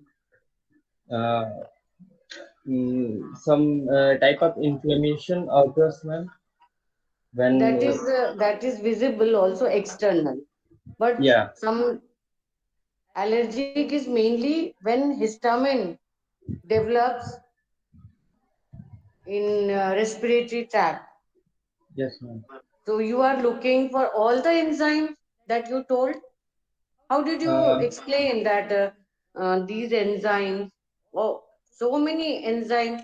Can you elaborate some of one of the enzyme studies? Only one. How did you do that? We have studied, ma'am, enzymes, antioxidant enzymes, particularly What are the antioxidant. oxidative enzymes?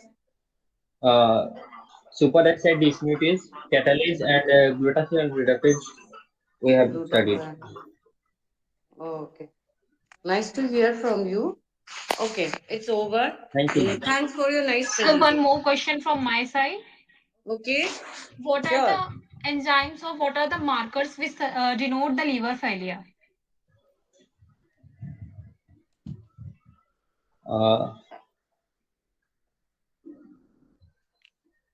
I Yes, think good question. that is well, liver failure. That is Actually, bilirubin Is levels there and is there some specific enzymes which denote the liver failure? yes, that that's is appreciating.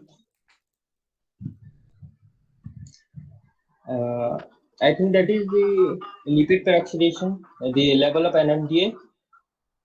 Some specific enzymes are present in liver which denotes that there is a problem in liver. So I Yes, want to yes. ask about these enzymes. Sorry, that is ALT and AST levels, Yes. Okay. alanine transferase.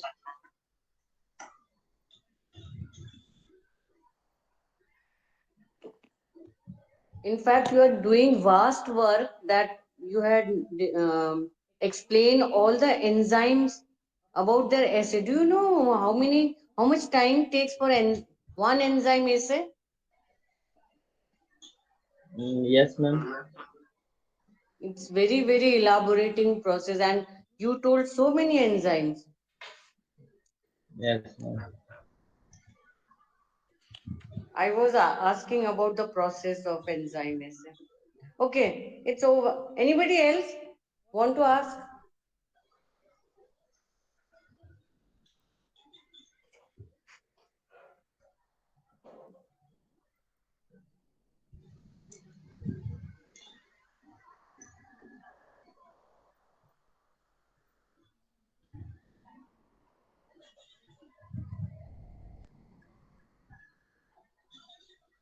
It's okay. Thank you, Dushmanta Paul, for your nice presentation. Next Thank you. is Aragya Mukherjee is available for presenting his. Yes, ma'am. Hello. Huh? Yes. Aragya Mukherjee, I Yes, welcome you ma'am. for your presentation from Yeah, the yeah. same department, GGU Bilaspur, Yes, and your ma'am. Yeah. topic is nearby to him only. Therapeutic role of endographic aniculata knees against oxidative stress induced by hyperammonia Ammonia, ma'am. Yeah. ammonimia in rat cerebral cortex and cerebellum. Cerebral. Yes, ma'am. Okay. Okay, you are welcome to start. Okay, ma'am. Thanks.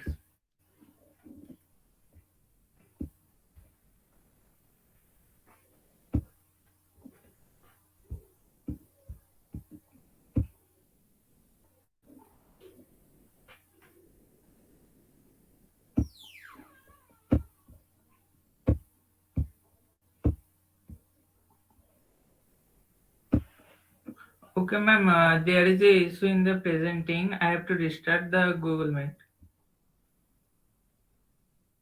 Hello. You can start your presentation, please. Ma'am, actually there is an issue in the presenting of my slides, so I have to restart the Google Meet. Google Meet. Yes, ma'am, I have to restart that. Actually, there is an issue, maybe some technical issue, and it Okay, is not. Debashri is there? Yes, ma'am. Okay, you Thank can you, ma'am. start your presentation, and your topic is biochemical alterations in brain tissue of NASTZ, induced type 2 diabetic rat. Yes, ma'am.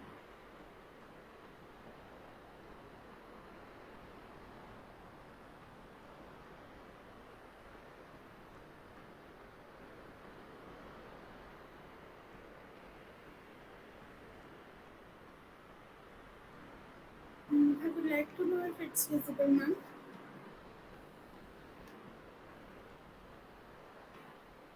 Hello.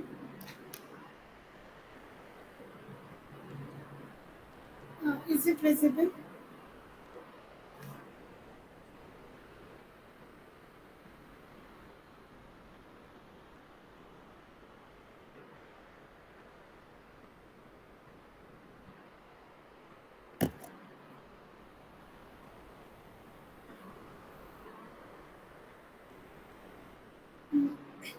Excuse me. Hello, Devashri. It's Excuse visible. me. Okay, ma'am. I'm sharing again. You share, please.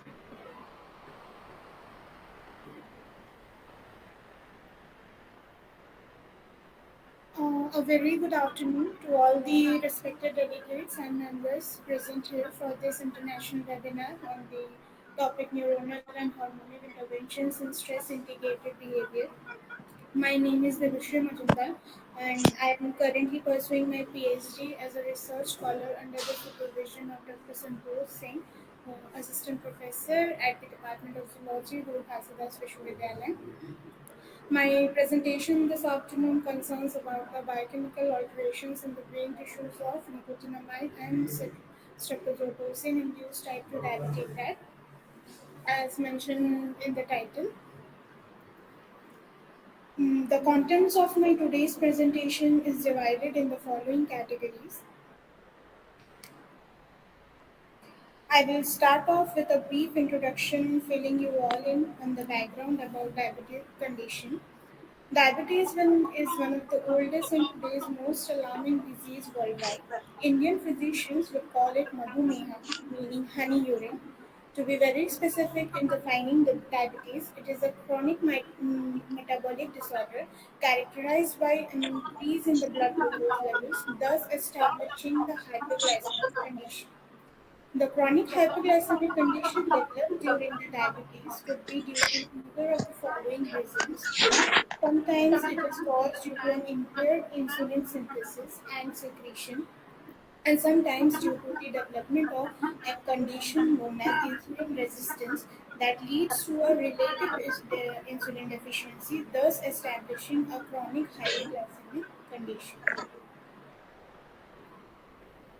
Both types of diabetes mellitus, that is type 1 diabetes mellitus and type 2 diabetes mellitus, results from an abnormal insulin secretion or its action. In case of type 1 diabetes mellitus, it's seen that it is caused due to an absolute deficiency of insulin hormone, which is caused by an insufficient or impaired secretion or synthesis of insulin hormone. However, type 2 diabetes mellitus is a condition where there is insulin resistance condition arises due to a relative deficiency of insulin hormone where insulin secretion and synthesis is not impaired. However, the receptor for the insulin hormone abnormally functions, thus resulting in relative deficiency of the action of the insulin hormone.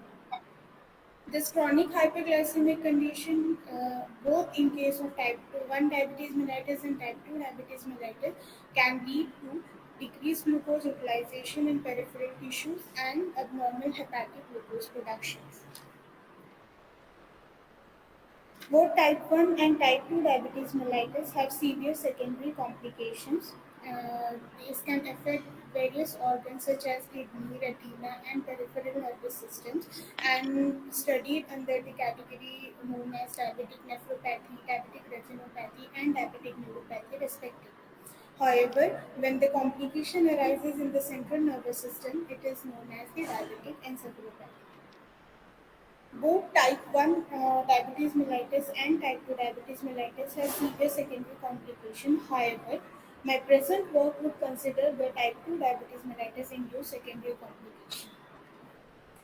The concept of central neuropathy has been a controversial one for more than 80 years, but clinical and experimental studies have now shown that type 2 diabetes mellitus may cause significant central nervous system disorders characterized by cognitive and motor dysfunction. The relationship between the cerebral glucose metabolism and the central nervous system complication of diabetes is now referred to as diabetic encephalopathy. It can be defined as an accepted complications of diabetes.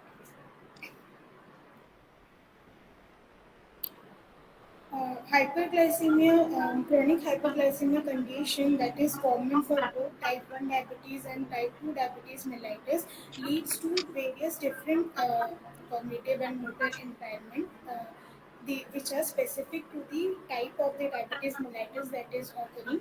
as we can see that type 1 diabetes mellitus can lead to structural alterations, memory deficiency, learning impairment, reduced intelligence, and difficulty in decision making, which leads to depression and anxiety-like situations.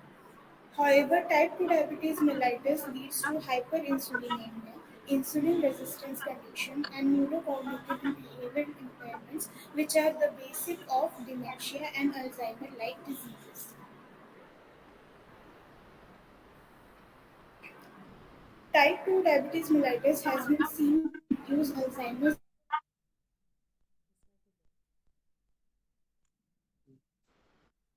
Please देखते इसका शायद बंद हो गया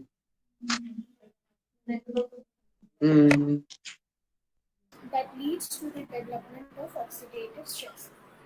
Individually, studies shows that mitochondrial dysfunction causes Alzheimer's-like diseases. However, exact explanation about how the type 2 diabetes mellitus induced oxidative stress leads to the development of an central nervous system impairment disease, for example, Alzheimer's disease, is still unknown. Now discussing about my present work. The experimental design of my present work constitutes of three groups. The first group consists of the normal male adult albino rat of around 3 months old age, weighing around 120 to 150 grams. The second group consists of diabetes-induced rats with the help of streptozotocin and nicotinamide. The third group consists of the positive control group where it has been induced with diabetes with the help of same streptozotocin and nicotinamide. However, has been treated with a well-known anti-diabetic drug, pioglitazone, which is already very well established and available commercially. The detailed doses can be seen as in the tablet presentation. After inducing diabetes, that is, after administrating intraperitoneally the nicotinamide and streptozotocin dosages, 72 hours. After 72 hours of this administration, the blood glucose level were checked to confirm the induction of hypoglycemic condition, and after the successful establishment of this hypoglycemic condition, further 43 to 98, the pioglitazone dose was given only to the positive control to check. These are the parameters that I have studied during the present work. First of all, I have induced diabetes with the help of streptozotocin and nicotinamide model, for which I have given the intraperitoneal administration. Next, I have estimated the blood glucose levels to confirm the establishment of diabetes.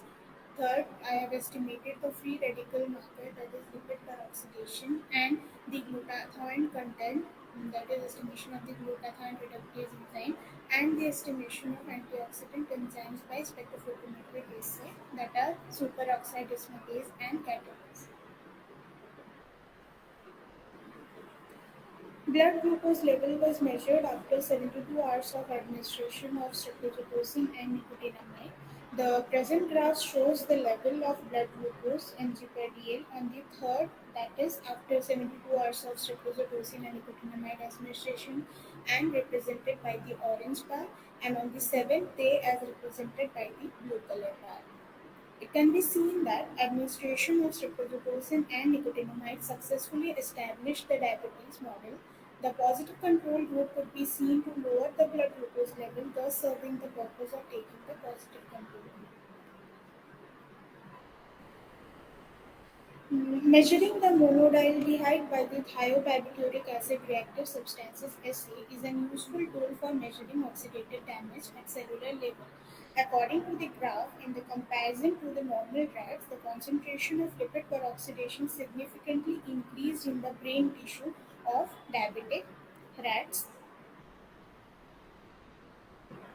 The glutathione reductase levels were notably decreased in the brain tissues of nicotinamide and streptozotocin-induced diabetic rats, as seen here. In mammalian cells, free radicals are neutralized by the activity of superoxide dismutase primarily. According to this graph, the diabetic rat shows significant decrease in the superoxide dismutase levels in the brain of the diabetes-induced rats. Catalase reduces the hydrogen peroxide into water and oxygen. According to this graph, as compared to the normal rat, the level of catalase decreases significantly in the diabetic rat brain tissues, as it can be seen. Now, from the present study, it can be concluded that administration of nicotinamide and streptozotocin in rats induced diabetic condition and showed significant alteration in the biochemical assays. From the above findings, it has been observed that there is an increase in oxidative stress in the brain tissues of nicotinamide and streptozotocin-induced diabetic rats, as evidenced by the increased lipid peroxidation and decrease in the antioxidant enzymes, hence may involve in the pathogenesis of diabetic encephalopathy. The future directions of my studies would include that I would like to do behavioral studies that would confirm the establishment of diabetic encephalopathy through this streptozotocin and nicotinamide-induced type 2 diabetes model rats, and this may lead to an establishment of an easy and cost-effective model for studying the pathogenesis that is involved in diabetic encephalopathy, that is cognitive and motor impairment caused due to induced by the diabetes. These are the references that were helpful. I would like to acknowledge my VRT Environment Fellowship that is provided by my university, Guru Ghazidas University, and I would also like to extend my sincere regards to my supervisor, Dr. Santosh Singh, and other faculty members of our department and my lab mates. Thank you. Thank you, Devoshri, for your nice, clear, and very current contents, I will call diabetic mellitus. In every now and then, person is diabetic. So your work is appreciating and it is applicable also for future. So now the presentation is open for discussion.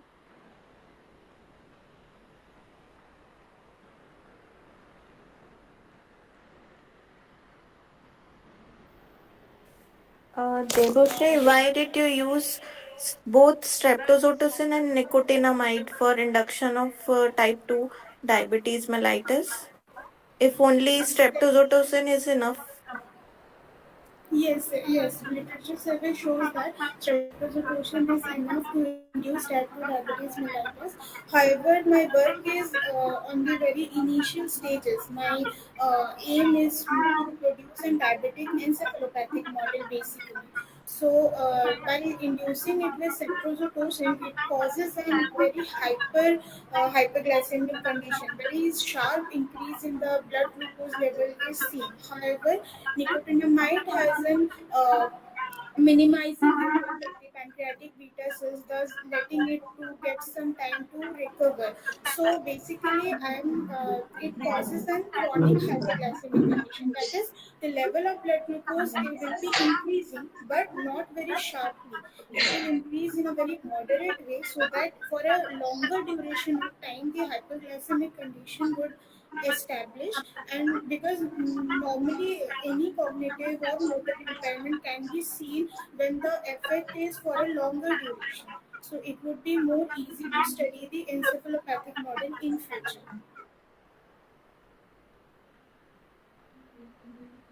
Okay, thank you. Anybody want to ask her for any curiosity? So thank you, Devoshri, for your nice Ma'am, I have one presentation. question. Okay. Ma'am, I have one question. Okay. Carry on. Ma'am, actually, you have mentioned something about you are planning to do about the behavioral studies of the rats. So, for that, you will perform this experiment again. or Yes. what is your plan? Yes, yes. Yes, I will be performing this experiment again because this is also for a short duration of time, and I have done this with the help of the MSc dissertation students so that I could confirm that the hyperglycemic condition is established very well and the chronic condition is established so that I can extend my duration of experiment, and then I would do the behavioral studies also. Ma'am, what will be the preferable time for your experiment? Because in behavioral, if you want to do some behavioral experiment, there will be some stress on the rats or mice, whatever your experimental animal. After the minimum, you have to be very sure that the difference between the experiment, the behavioral experiment, and the sacrifice will be at least of 15 to 20 days. That will be helpful for the rats to regain their stress condition.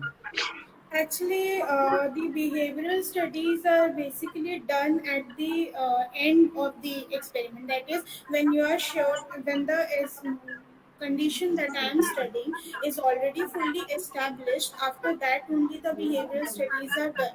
So mostly the experimental design for behavioral studies involves the last 5 days or 3 days of the experiment, and soon after the behavioral studies have been recorded, the sacrifice is done. So that the condition of the rats on the day of the last behavioral study and and the organ which we are getting, that does not differ much.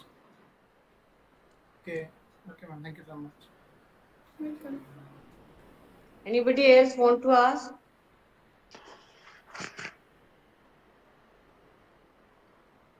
Okay, Debushri, thank you for your nice presentation.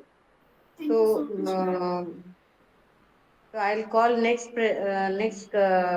presenting his sorry uh, that Arogya Mukherjee is ready. Yes, ma'am. Okay, so you can continue with your topic, therapeutic role of endographics aniculata knees against oxidative stress induced by hyperammonemia in rat, cerebral cortex and cerebellum. Yes, ma'am. Is this visible? Yes, we are able to view. Oh, okay, ma'am. Okay. Thank you, ma'am. Myself, Argu Mukherjee. I am a research scholar of Department of Zoology, Guru Ghasidas Vishwavidyalaya. I am currently pursuing my PhD under supervision of Dr. Santosh Singh, Assistant Professor, Department of Zoology, Guru Ghasidas Vishwavidyalaya. Ma'am, I am following this webinar from since the morning, and it was a nice webinar, especially on the main discussion was going on the neuronal and uh, hormonal integration of stress-induced behavior. But I like to say that there are some other factors and some other kinds of stress we are actually experiencing in everyday life, and one of them are oxidative stress. And in my personal experience, the pupils I have seen in Bilaspur, they are actually morning to in daily routine they are consuming much more of junk food like samosa, which was the special item, which is actually the special item in Bilaspur region. And people are eating samosa in breakfast, eating samosa in lunch, and even up in dinner. So my work is particularly based on the oxidative stress, which is induced by hyperammonemia in rat model, and the treatment by Andrographis paniculata knees, which is the Kalmek a native plant species. Actually, the knees is the native plant species of India. So we know that ammonia, which is actually a precursor molecule, actually in the primitive earth, life could not have formed if there is no ammonia like material. It was incorporated in each and every basic biomolecule, especially in respect of proteins.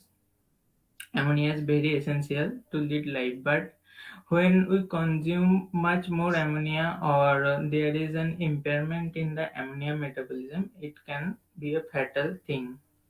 And my particular work going to present here is a hyperammonemic model, both acute and chronic hyperammonemia, and in hyperammonemia induced oxidative stress, which actually affecting the brain cells of the rat and causing deleterious effects. This is our overview of our study, which we actually studied. We did the doses, actually the treatment dose of Andrographis paniculata aqueous extract was done by oral doses, and after studying literature and made some basic experiments, we finalized a dose concentration of 250 milligram per kg body weight, and the doses are given in 7 days duration. Then acute hyperammonemia was induced by, yes ma'am.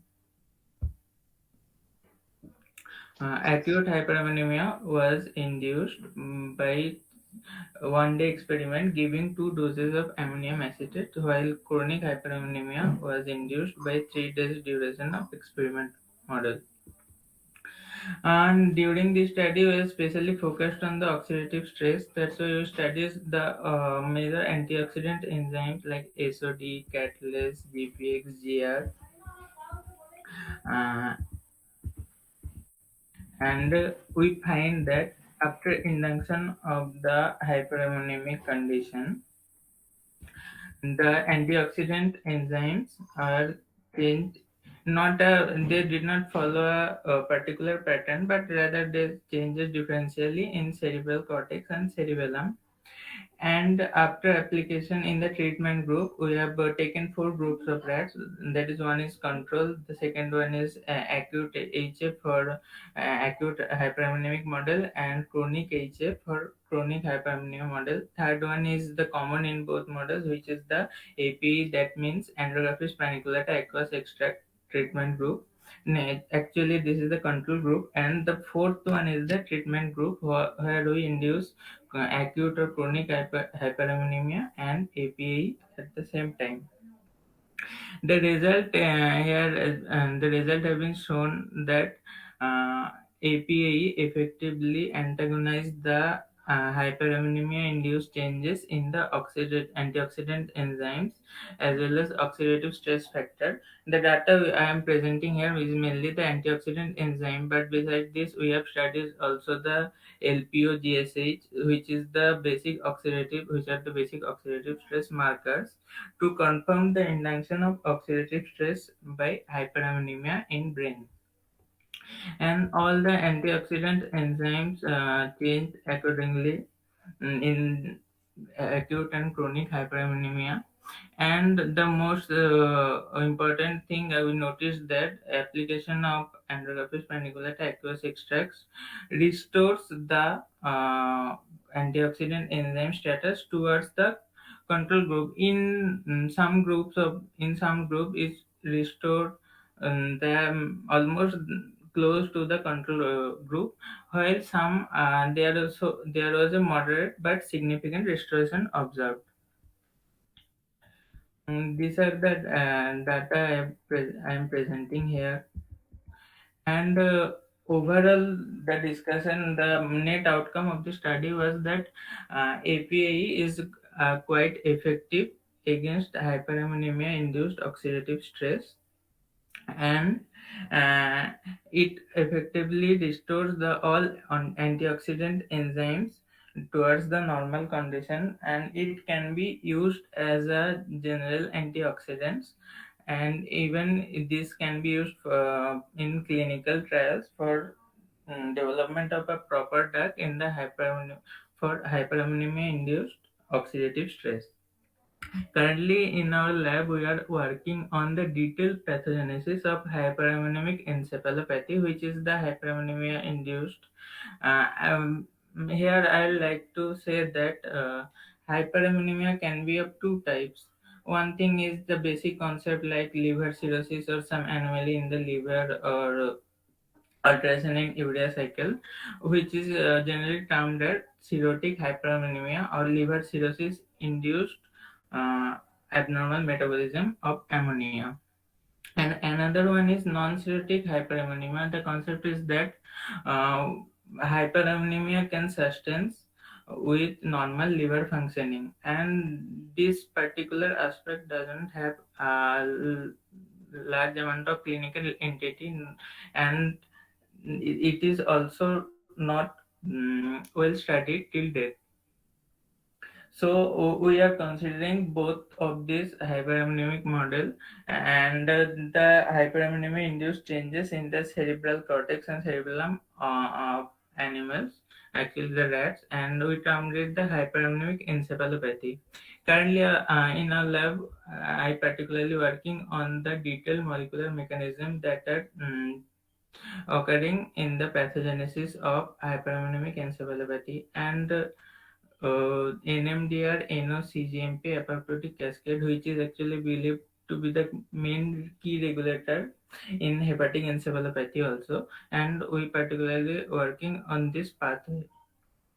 During actually the data I'm presenting here was a pilot experiment, and from this experiment we have learned that andrographylite, it is a particular component of Andrographis paniculata aqueous extract, and in for further study actually currently we are using this particular component andrographylite for the to see its effects against the hyperammonemia induced molecular dearrangements or uh, pathways, how it act on this against these changes to develop a future means to develop a proper drug for HE or hyperammonemic encephalopathy. This was the study. This was the part of study I am presenting here, and these are the related some major references. And these are the I like to acknowledge the funding agencies, the DST, ACRV, uh, and my Guru Ghazidas Vishwavidyalaya University Fellowship, and I like to acknowledge my supervisor Dr. Santosh Singh, as well as other teachers of my department who have give me important suggestions during my work period. Thank you, ma'am. This was my presentation.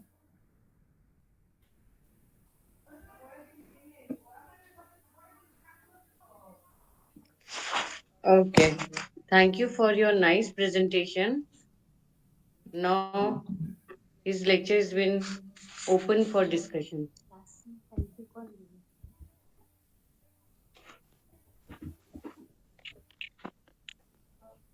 Thank you, Argya. Yes.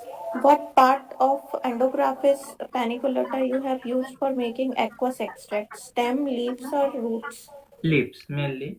Actually, for this experiment, we have purchased this aqueous extract, which is actually available in the market, and they sell this upon the demand. The whole extract of the plant is also available, but during the literature survey, we found that the main major extract is the leaf extract, which was found to be quite effective against some other studies like anti-cancer. Yeah, it also showed anti-cancer activities, antioxidants, one of the major antioxidant it has. So we have purchased that API, and they provide us a significant uh, chromatographic data for which component are present in the extract in which percentage, and we have used that extract. And why you particularly choose the Endographis paniculata? Why not any other antioxidant? Because actually Andrographis paniculata is a local plant and it is widely available, and from our daily life the natives in particular region of Chhattisgarh, they are consuming this as a daily basis. The kalmek leaf they used as a daily basis treatment or daily intake. So we our study was just focused to give a local solution to this disease. So we have used Andrographis paniculata because it is a local plant and it is actually it is a native species of India. Andrographis paniculata nis, which is the native species of India. So we have chosen that.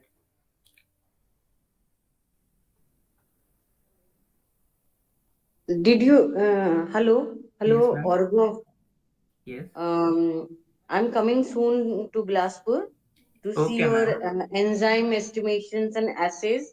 So, what Yes. are the antioxidant enzymes you use for assay? Are you doing SOD, assay? mainly SOD, Catalyst, GPX, and GR, ma'am. Okay, good, nice presentation. Thank you, Thank you. ma'am. Thank you. Thank you, ma'am. The webinar, I am following this webinar since the morning and it is going very good. And I would like to thank Deepali ma'am for his kind consideration and cooperation during all the formality and process from abstract submission to the giving me the chance to present here and all the things. She is doing for so many months hard working. Yes, So ma'am.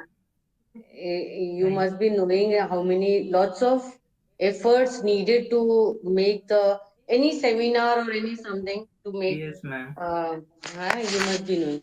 Okay, thank you. Thank you, ma'am. Next, thank you.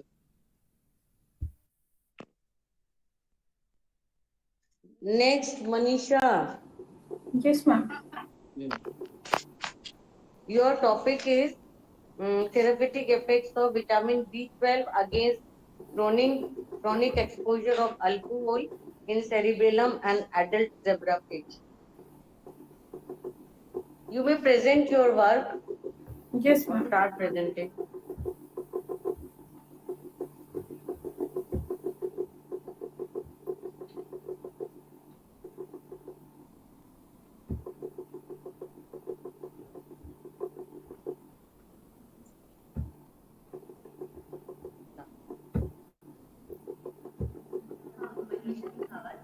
Yes, ma'am. हो जाएगा खत्म It है is task visible or not? Manisha Yes, ma'am. It is visible. Yes, ma'am. And can I start? yes sure you start. Yes, ma'am. Good afternoon, everyone. Myself, Manisha, and I am a PhD research scholar under the guidance of Dr. Dipali Jat in Zoology Department, Dr. Hari Singh Gaur University, Sagar. And thank you for actually giving us such a nice opportunity to give in my talk in such a nice platform. And I'm giving a presentation on the topic of therapeutic effect of vitamin B12 against oxidative stress and anxiety in use by the chronic exposure of alcohol in the cerebellum of the adult zebrafish. Uh, from the evolutionary timeline, human being evolved a straight standing posture for locomotion is very important to balance and posture of the body encounter adaptive challenges. We can also observe in growing child that during their early moving responses show their struggle नहीं with होगी Manisha,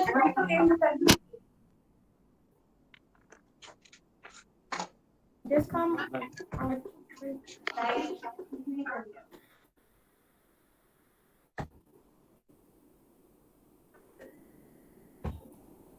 एक second ji ma'am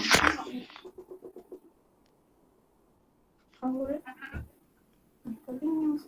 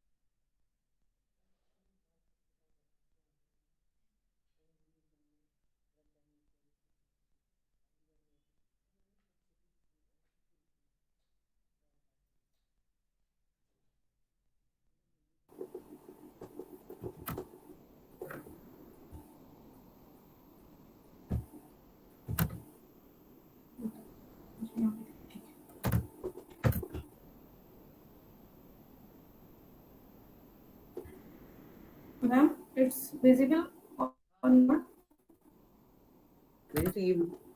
Yes, yes, it's visible. Okay, ma'am. Thank you.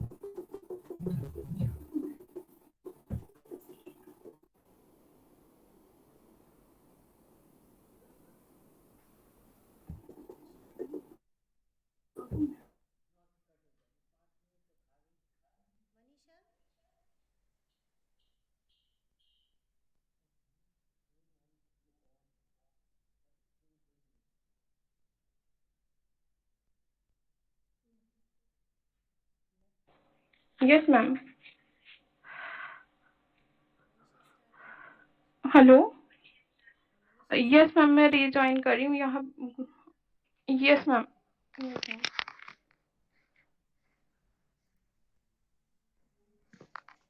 Yes ma'am. मैंने अच्छे से करके रखा था, पता नहीं क्या हुआ है।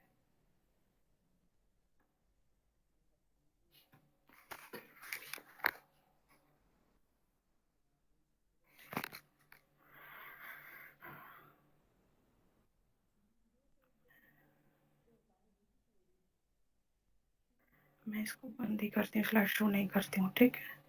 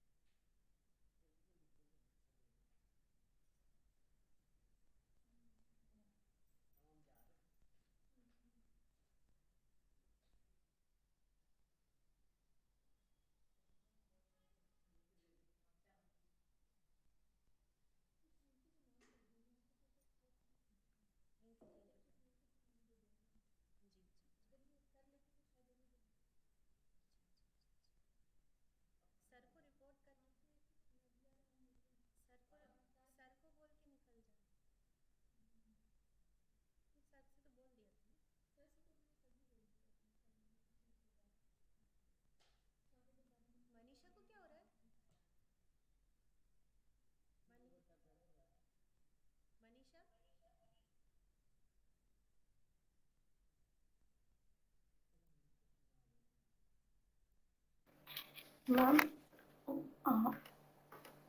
Sorry for disturbance.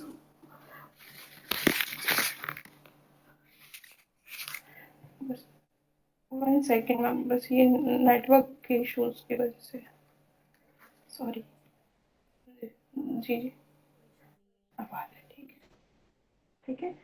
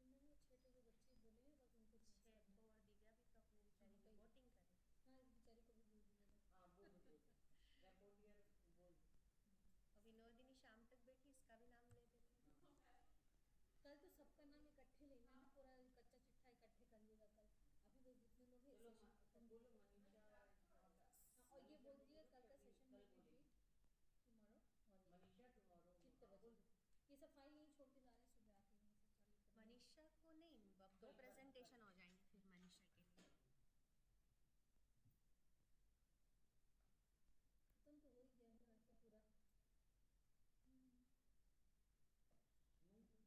Manisha, what is going on? Manisha?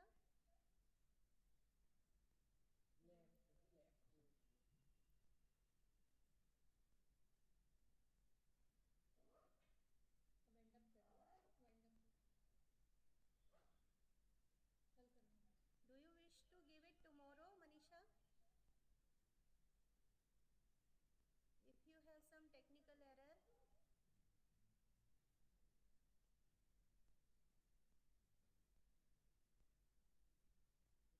बता रही हूँ। Ma'am, it's visible or not?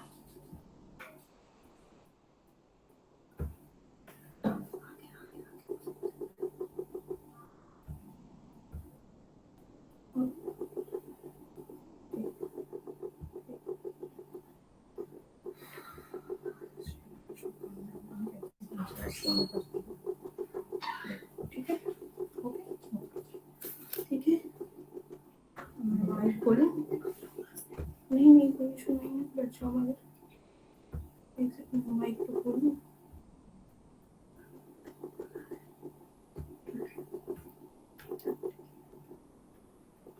Sorry for delay, ma'am. Can I start? Yes, ma'am. From the evolutionary timeline, human beings evolved a straight standing posture for the locomotion. Is very important to balance in posture of body to encounter adaptive challenges.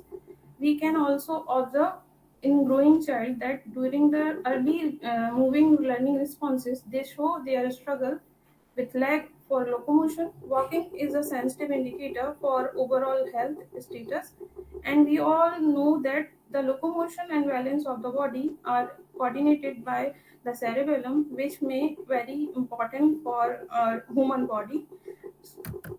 So the cerebellum is also known as small brain. It is because it's important to maintaining our body posture and body movement in human body. Most importantly, it has more number of neurons as compared to other part of brain. I already said that it controls our body balance and locomotion with a straight posture of the body. So our concentration of work is only on the cerebellum part of the brain.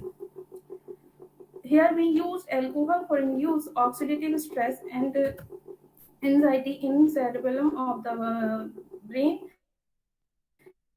Nowadays, alcohol is preferable liquor in the societal gathering of the people, so the community is more prone to the changes arise due to its intake and also exert a significant harm to the physiological and metabolical system of the body. Also, there are various disorders that arise due to chronic alcohol abusing, like alcohol withdrawal syndrome, Wernicke-Korsakoff syndrome, alcohol neuropathy, alcoholic cerebral degeneration, alcoholic myopathy, and some other disorders also. Here we concentrate on alcoholic cerebral degeneration.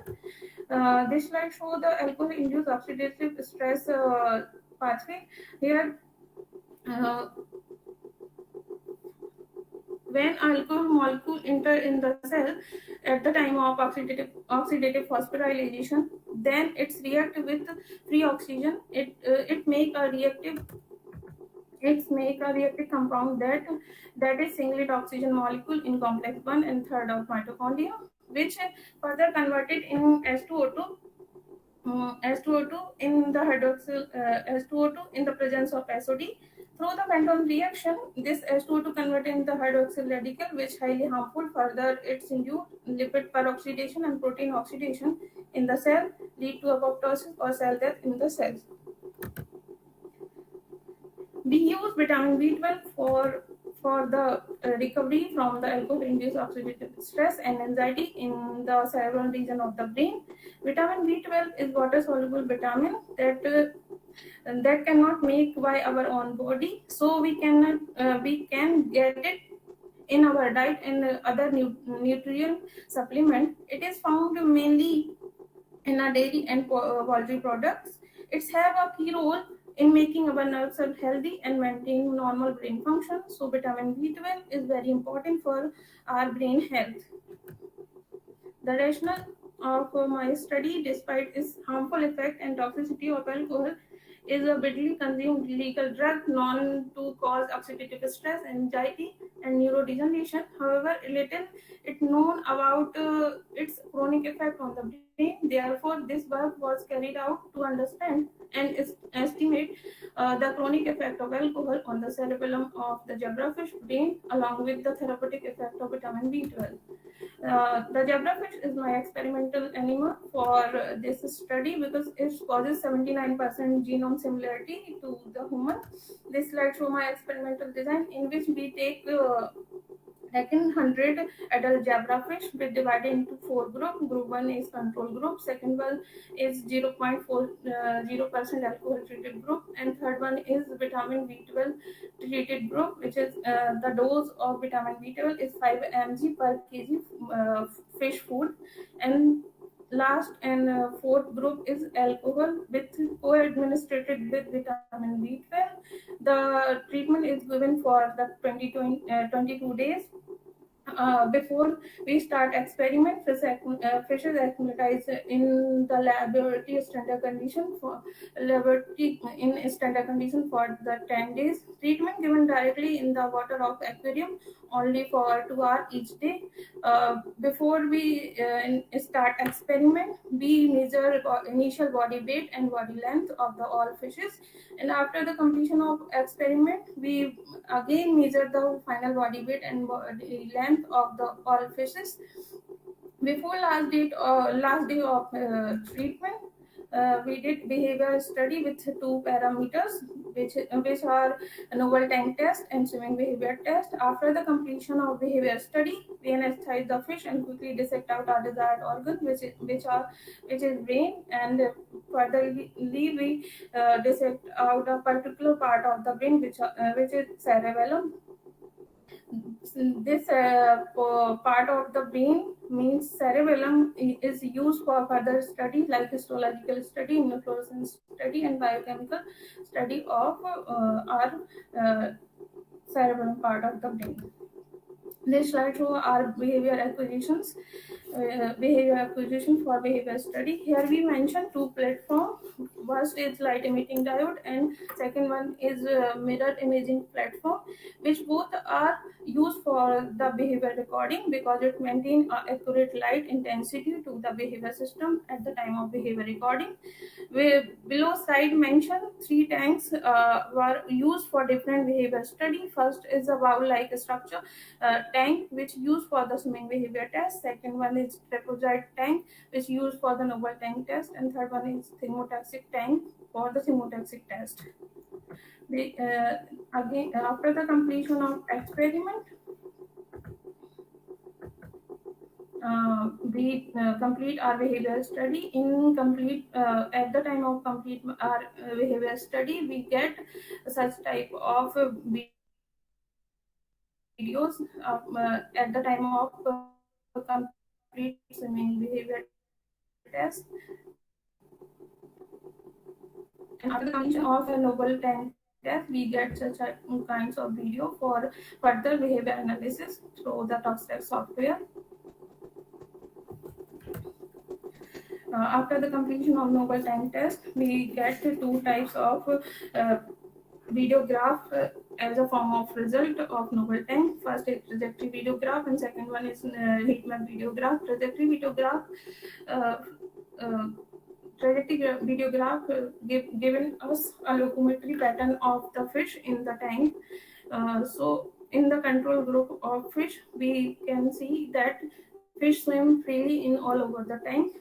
But in alcohol treated group, fish swim mostly in the bottom of the tank, so it's through anxiety like behavior. B12 treated fishes show similar type of results in the behavior as control group of fishes. When a B12 is co-administrated with the alcohol, they they show some kind of a recovery in their anxiety behavior. In heat map video graph, the fishes the heat map video graph given us a result of mostly present of the fish in the tank. So then we get some endpoints of the noble tank test, which are average speed, mobility average speed, total distance, total and average frozen time, and explored area and frozen event of the fish. So in average speed, we find that alcohol treated fishes show in decrease show some decrease the average speed as compared to control group. Similar kinds of results found in all endpoints of novel tank test. These slides show some behavior test result in which we estimate with two endpoints. First is occupied area by the group of fishes and the nearest neighbor distance of each fish in the group. So we measure occupied area. We measure the occupied area by the fish. We measure the occupied area measured with the help of polygonal structure which formed by the connecting cranial point of each group of fish, and nearest neighbor distance we measure with from the cranial point of one fish.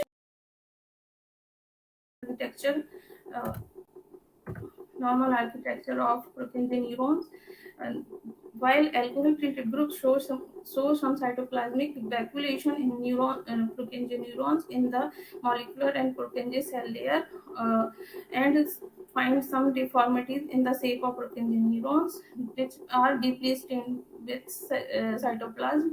B12 treated groups show similar shape of Purkinje neurons and size Purkinje neuron as control group. When B12 co-administrated with alcohol, then it shows some recovery from the deformities of Purkinje neuron as compared to alcohol treated group.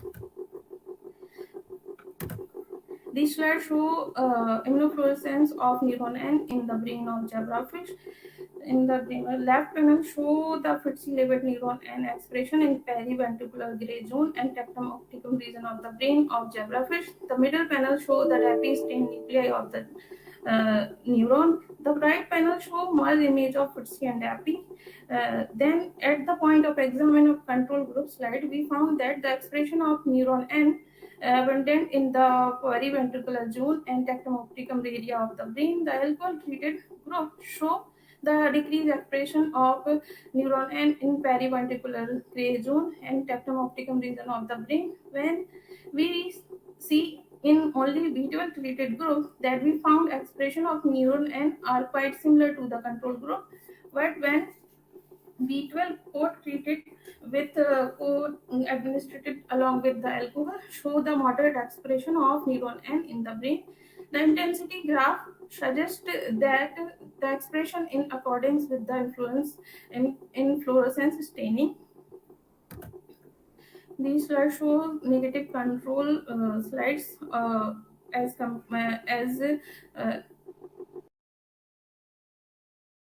negative control expression of antibody.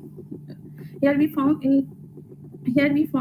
that the fluorescent intensity of alcohol treated group is decreased as compared to control group. Only B12 treated groups show similar level of intensity as control group, but when B12 co-treated along with the alcohol group show some recovery as a form of intensity toward the normal. This slide show my morphometric analysis of all experimental fishes. Here we found the final weight of all group of fishes is increased as compared to initial body weight, and similar result found in the body length of all experimental zebrafish. This slide show my some antioxidant activity and ROS generation activity in the cerebral region of the brain.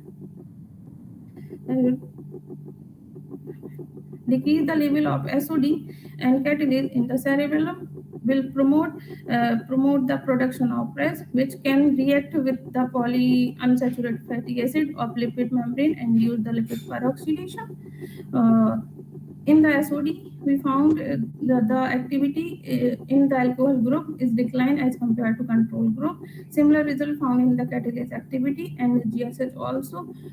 In the Ross generation estimation, Ross estimation parameters, we found that the Ross reactivity activity is increased in the alcohol treated group as compared to control group, which will normalize in the co-treatment of B12.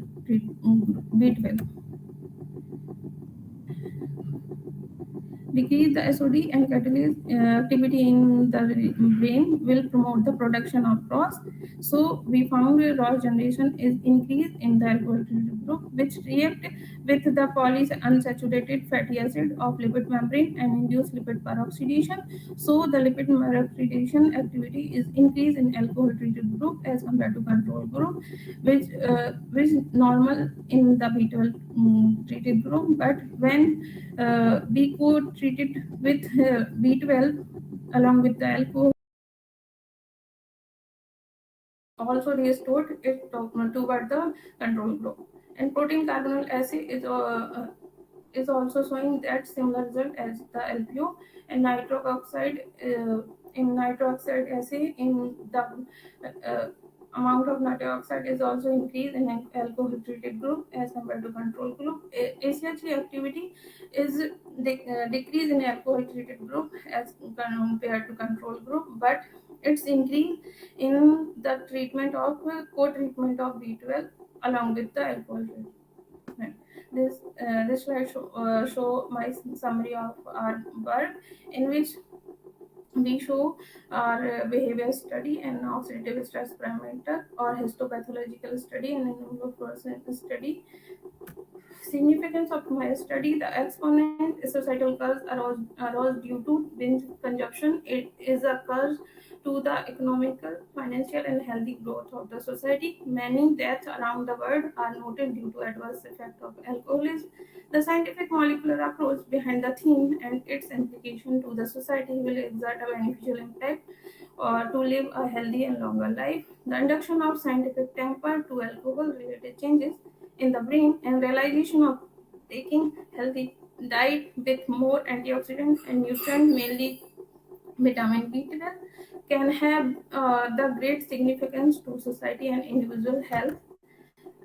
This acknowledgement, I would like to thank Submittees for their kindness and blessing that has helped me throughout the journey of my work. I would like to convey my sincere gratitude and thanks to my supervisor, Dr. Dipali Jat, who supported and guided me during the whole time of my research work, Department of Zoology and SIC, Dr. Hari Singh Gaur Vishwavidyalaya MP, for providing an infrastructure facility for my research work. I would like to thank UGC and sponsored Rajiv Gandhi National Fellowship and MAPCOS for their financial support during my research work.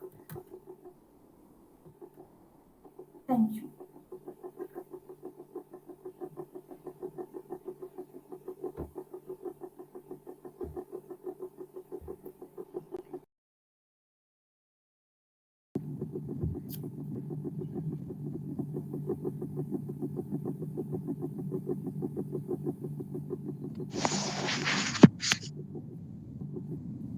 Manisha?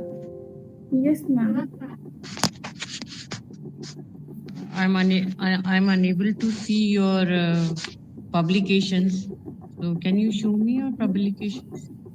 You have nice presentation and all the things are clear. Mention नहीं किया मैंने because of It is on the communication form. Ma'am, I have 2 publications as a first author, and other publication is in writing process. Writing process. Yes. Anybody, the presentation is now open for discussion. Anybody wants to know anything or discuss anything?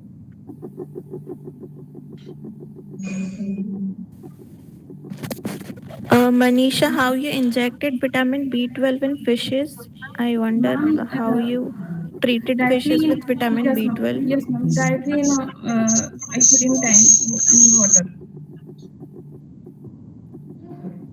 Okay, so how you have ensured that equal amount of vitamin B12 is given to each and every fish? वो dose हमने decide की गई थी पर KG food के according ma'am. तो जैसे मैं जो फूड देती हूँ उसके according vitamin B12 as a supplement food के साथ दिया जाता है ma'am, directly in a water. Thank you. जी ma'am, thank you. But how do you know that each fishes has given what is her query is very correct? The amount Yes, of ma'am. water is also fixed. Yes, ma'am.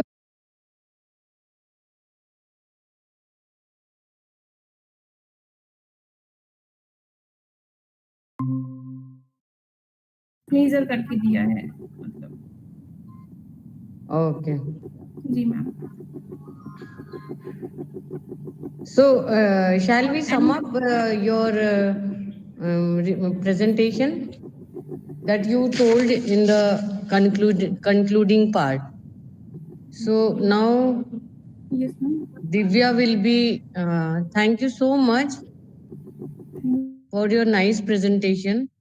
And now Divya will be report all the presentation. Thank you all of you for presenting nice work. Gayatri has presented curative effect of curcumin against the alteration in estrous cycle via UVB induced hypothyroidism of female Vista red. She talked about ionizing and non-ionizing radiation. Further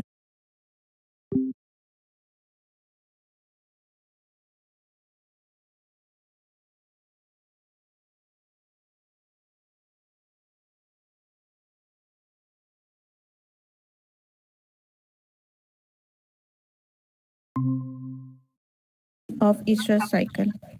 Our next participant, Dr. Deepti Tomar, she has talked about the lantana camera and its effect of in as an insecticide in as a soybean crop. Plant derived phytochemicals are used in the conventional insecticide. She told that she found high toxicological level in the fruit, then in leaf, and then in the stem activity in the Mexican bean beetle. Our next presenter, Dushmant Pod, presented therapeutic role of Andrographis paniculata in the modulation of oxidative and nitrosative stress in rats in acute liver failure. He used aqueous extract of Andrographis, effect of thioacetamide on the liver, and the treatment by Andrographis. He has used SOD, catalase, MDA activity in the liver, spleen, and testis. Our next presenter, Debashri, she described about the biochemical alteration in brain tissue of NA, nicotinamide, streptozotocin induced type 2 diabetes rat. She told about the effect of type 2 diabetes in kidney, retina, and peripheral nervous system. She told type 2 diabetes mellitus increased oxidative stress in nicotinamide streptozotocin induced uh, diabetes mellitus. Our next presenter, Argya Mukherjee, told about the hyperammonemia in red cerebellum, cerebral cortex, and effects of calmic or endographis paniculata. He also used its aqueous dose in the rats. Our next presenter, Manisha, has given wonderful presentation on the therapeutic effect of vitamin B12 on chronic alcoholism in adult zebrafish. She told about the role of cyanocobalamin. She has used a novel behavioral test, histopathology of cerebellum, and immunofluorescence in her slides. And thank you all the participants for taking part in the webinar. Thank you all of you. Now the day first of this international webinar on neuronal and hormonal integration in stress is coming. Okay, so now the day one of this international webinar on neuronal and hormonal intervention in stress integrated behavior has been completed successfully. I thank all delegates, all dignitaries, and chair session of this one last session chairperson, Dr. Malvika Sigdal, and deputy Dr. Divya Rawat, and all delegates. So thanks a lot, and we will meet tomorrow at 8:30 a.m. 8:30 a.m. in the morning. We will meet tomorrow. So thank you all. Have a nice day and take care. Thank you, ma'am.